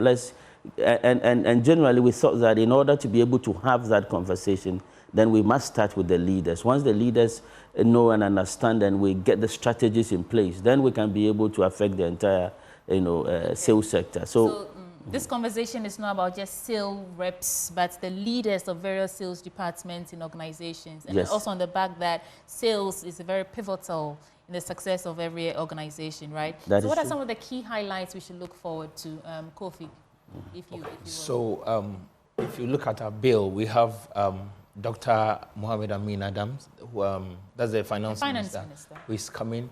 We have the Honorable Minister, the Deputy Minister of Trade and Industry, Michael Kofi Oche Befi. We're going to have a lot of panel discussion. We're going to have seminars. And then we are going to have workshops. We're also going to have exhibitions. So we are calling on those who would like to exhibit their product and services to also come around and showcase what they have. Yeah. If you attend this conference, and Mr. Abiu, you take this from me. If you attend this conference, what are the key indicators, or how would you be transformed? What are some of the benefits you get as a sales leader? I mean, if I come to this conference today, for example, and I leave, what difference can it make in my life, my professional life? So just some statistics. At this conference, we have 38 sales leaders from various sectors, health, academia. So when you take academia, for instance, we have Professor Georgia Mwaku of Ghana Telecom, who himself was a salesperson at Farm Milk. Okay. We have Dr. Andrew Akola of UPSA, the head of marketing, who himself was also a salesperson for Coca-Cola, for Casapreco. When it comes to market research, for instance, we have Isaac Juma, who is with the Market Research Bureau. So we have the top people within the sales environment representing. And they are coming to have discussions on various topics. And we have 14 different sections that is going to happen. We're going to have a session, for instance, on the future of women in sales leadership. And we have great women that are coming to have that discussion, led by Leticia Nsaidu of B-Box. We have Hilda Nimotieku of Joberman also on the bill. Okay. So we have those collections. That is the first thing that you're going to have. Knowledge led by these leaders, sales leaders who have done it and have gotten to the top. The second thing is that it's a family of salespeople. Right. Come network. Yes. Very important. Come network. So let's talk about details of the conference. When, where, how do you attend? How do you get a pass? Is it free? Are you selling tickets? Talk to me about that. So it is actually happening on the 14th and the 15th of August. 2 That's days. Wednesday, Thursday. And it's starting at 8 for networking, and then 9 probably we start. However, if you need ticket, kind courtesy of MGA, who are the platinum sponsors. Last week, what happened was they opened, they wanted to give complimentary tickets. They gave a lot out and closed the portal. But this morning I was talking to the CEO himself, and then he's decided to open it up again for those who want to attend for free, to have some tickets. However, if you want the premium ticket, which goes for 500 cedis, initially it was 1,000 for 2 days, but now it's going for 500 for 2 days. Because you understand the countries are there. Yeah, and apart from that, you're going to have certificate of participation and all that. So, but if you need to get, you can call the number, telephone number 050-271-1070, or visit the website on nslcaccra.org. I think you should take the number again. So, 050-271-1070. Okay. Yes. And then you can also visit the website, nslcaccra.org/get tickets. So who's organizing this, and who are some of your partners that you want to maybe acknowledge quickly before we go? Let me quickly do this before they get... But are you the one organizing this? Yes. GMA? No, it's Core Events that is organizing, and MGA Consulting is the platinum sponsor. Okay, so it's okay. Yes. That's why both of you are here. All right, so we can acknowledge your partners. So quickly, let me say that this event is being supported by CIMG, and that's the Chartered Institute of Marketing Ghana, and supported by the Ghana National Chamber of Commerce, Takrade. We also have MGA as the platinum sponsor. We have Telecel, who is behind us strongly, Star Oil, Fidelity, Bayport, Acacia Health Insurance, Hollard Life Insurance, SIC Life Insurance, MWA, that's Edward Minsawood and Associates, Provident Insurance Company Limited, Mont Mineral Water, Sequid Chocolate, iDevice, McFelix Restaurant, Securisk Insurance Brokers, Israel Savings and Loans, and then Joberman. You have all the big brands on there. So I want to say it's a star-studded But not to leave this out. The media partners. Okay. Of course, Joy News, Joy FM, BNFT, Asasi Radio, City FM, and then Accra Daily Post. Thank you so much. I think what you're doing is commendable, and I wish you the very best on this 2-day event. So if you're interested and you want to attend, please reach out to them, and your life will be transformed. In the studio with me for this discussion is Michael Abiu, CEO of MGA Consulting Ghana Limited, and Clarice Kofi, the General Manager of Core Event Solutions. And together, they're putting this beautiful event together. And it's the National Sales Leaders Conference 2024. Thank you so much for joining us. Thank you for having us. All right, there's still some more things coming your way on the AM show. Don't go away yet. We'll be right back.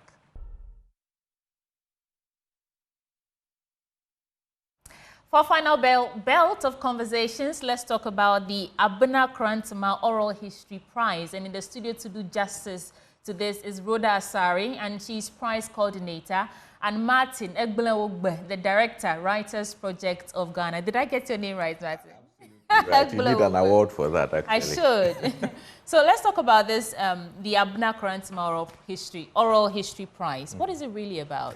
So to put it very briefly, it's a prize that awards an older woman, above 65, telling a little bit of oral history. And the whole idea is to make sure that the older women do not go away. They don't leave without telling us what they've experienced in life. History is important, and of course, if the elderly ones leave without telling us what it is, we will be lost without it. We'll be lost forever. So it's a competition where you invite ineligible or people to participate by writing. What are the mechanics of this whole prize? Do you want to tell us about that? So it's not about writing. They have to send in an audio because we all know that these older women, not all of them are literate. Not all of them went to school, so they would send in a recording of them telling a story about their lives or personal experiences or things that concerns the community or the country as a whole, and submit it. So someone between the ages of 65 and above, actually, for the women, and the people that will be doing the audio recording should be more than 18 years and above. So is it only women?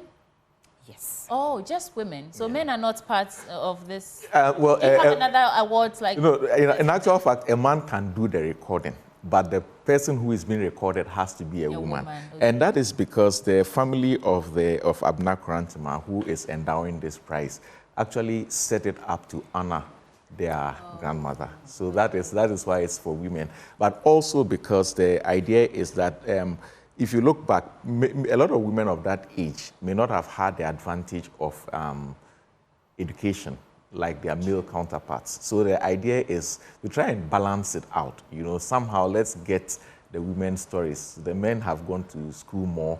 They can write their stories, right? But let's get an audio recording. For people in that age bracket, of course. I mean, not all of them had the chance to go to school. This is very interesting. So just record folk tales, folklore, history, and then share, and then you stand a chance of winning a prize. Yes, indeed. Fantastic. So when does the entry close? 6 September. 6 September. So it's actually ongoing right now. It's ongoing, yeah. All right. So I'll give you a minute to talk directly to our audience, inviting them to, if they have people who fall in that criteria, to help them upload their entries as well. Starting with you, Martin. Yes. So this is actually a very simple prize to enter. We are looking for a recording of between 15 and 25 minutes. So it's not really very long. And if you are 18 years above, and you have someone in your life, maybe your grandmother and aunt, who is more than 65 years, what you can do is take your mobile phone or some sort of recording device, sit down and ask them, can they tell you something interesting that happened to them in their lives? Did they observe any historical incident, something that has import in local life, Ghanaian history, etc., or their personal lives that is important? And then they tell the story, 15 minutes to 25 minutes. Take the recording and send it over to the Writers Project of Ghana. You can email it or WhatsApp it, and I think that the details are up on the screen right now. Yes, but if you give us, if you follow Writers Project on X, that's Writers PG, you get all the other information as well. Fantastic. Rhoda, what do you add to that? I'd encourage people to be part of. It's a simple competition. Just go to your grandmother or an elderly person you know and just record and send it in. I really wish it was starting from 60. I would have pushed my mom to do this. She has so many stories. Yeah, I don't know if let me see if you can get it. The cheerful ho de vi okwe bubaka guy. Kaka matro makwe kasha. Anyway, I think what you're doing is fantastic. Yeah. That's some of the things that the oldies like to pass down on us, and that's the very essence of history. So I think what you're doing is commendable. Thank you so much for joining us. It's our pleasure. And I wish you the very best. So if you're interested, please do participate in this Abuna Korantima Oral History Prize. It's simple. Just get your grandmother or your mom from 65 years and above to record a story, historical facts and, folklore, folk tales. And she stands the chance to win a prize. What's the prize? So the first prize is 3,500 CDs. Cash prize? Cash prize, actually. Fantastic. And then we can have the recording made into a podcast for future archiving and all that. To preserve history. To preserve history. Thank you so much. In the studio with me is Rhoda Asari, the prize coordinator, and Martin Egblewogbe, the director for Writers Project of Ghana, doing this fantastic award. Thank you so much for coming. Now, before we go, I just want to send out this dedication. Glorious birthday to our own Mama and Deaconess Mary Ekuya Yeboah of the Apostolic Church Ghana, Agona Somanya Assembly. God richly bless your new age and satisfy you with more years and good health. All your children and grandchildren, the entire family and the church, say Aiko for being a good mother for us all. Mama, we love you so much. And this is coming from Mame Abna Frimpoma and siblings. And from right here, one of our team members right here. Well, get ready for the Pastors Kids Conference 2024 Legacy Edition. Are you a child of a pastor, preacher, or a Christian minister? You are not alone. Join other pastors' kids from all denominations for the Pastors Kids Conference 2024 under the theme Legacy. The host is Apostle Francis Ajinasari, and it's coming off on the 24th of August 2024 at the Perez Dome, the Jolu Junction, Accra. Starts at 9 a.m. prompt. There will be song ministration by Kofi Owusu Pepra, not our boss here though.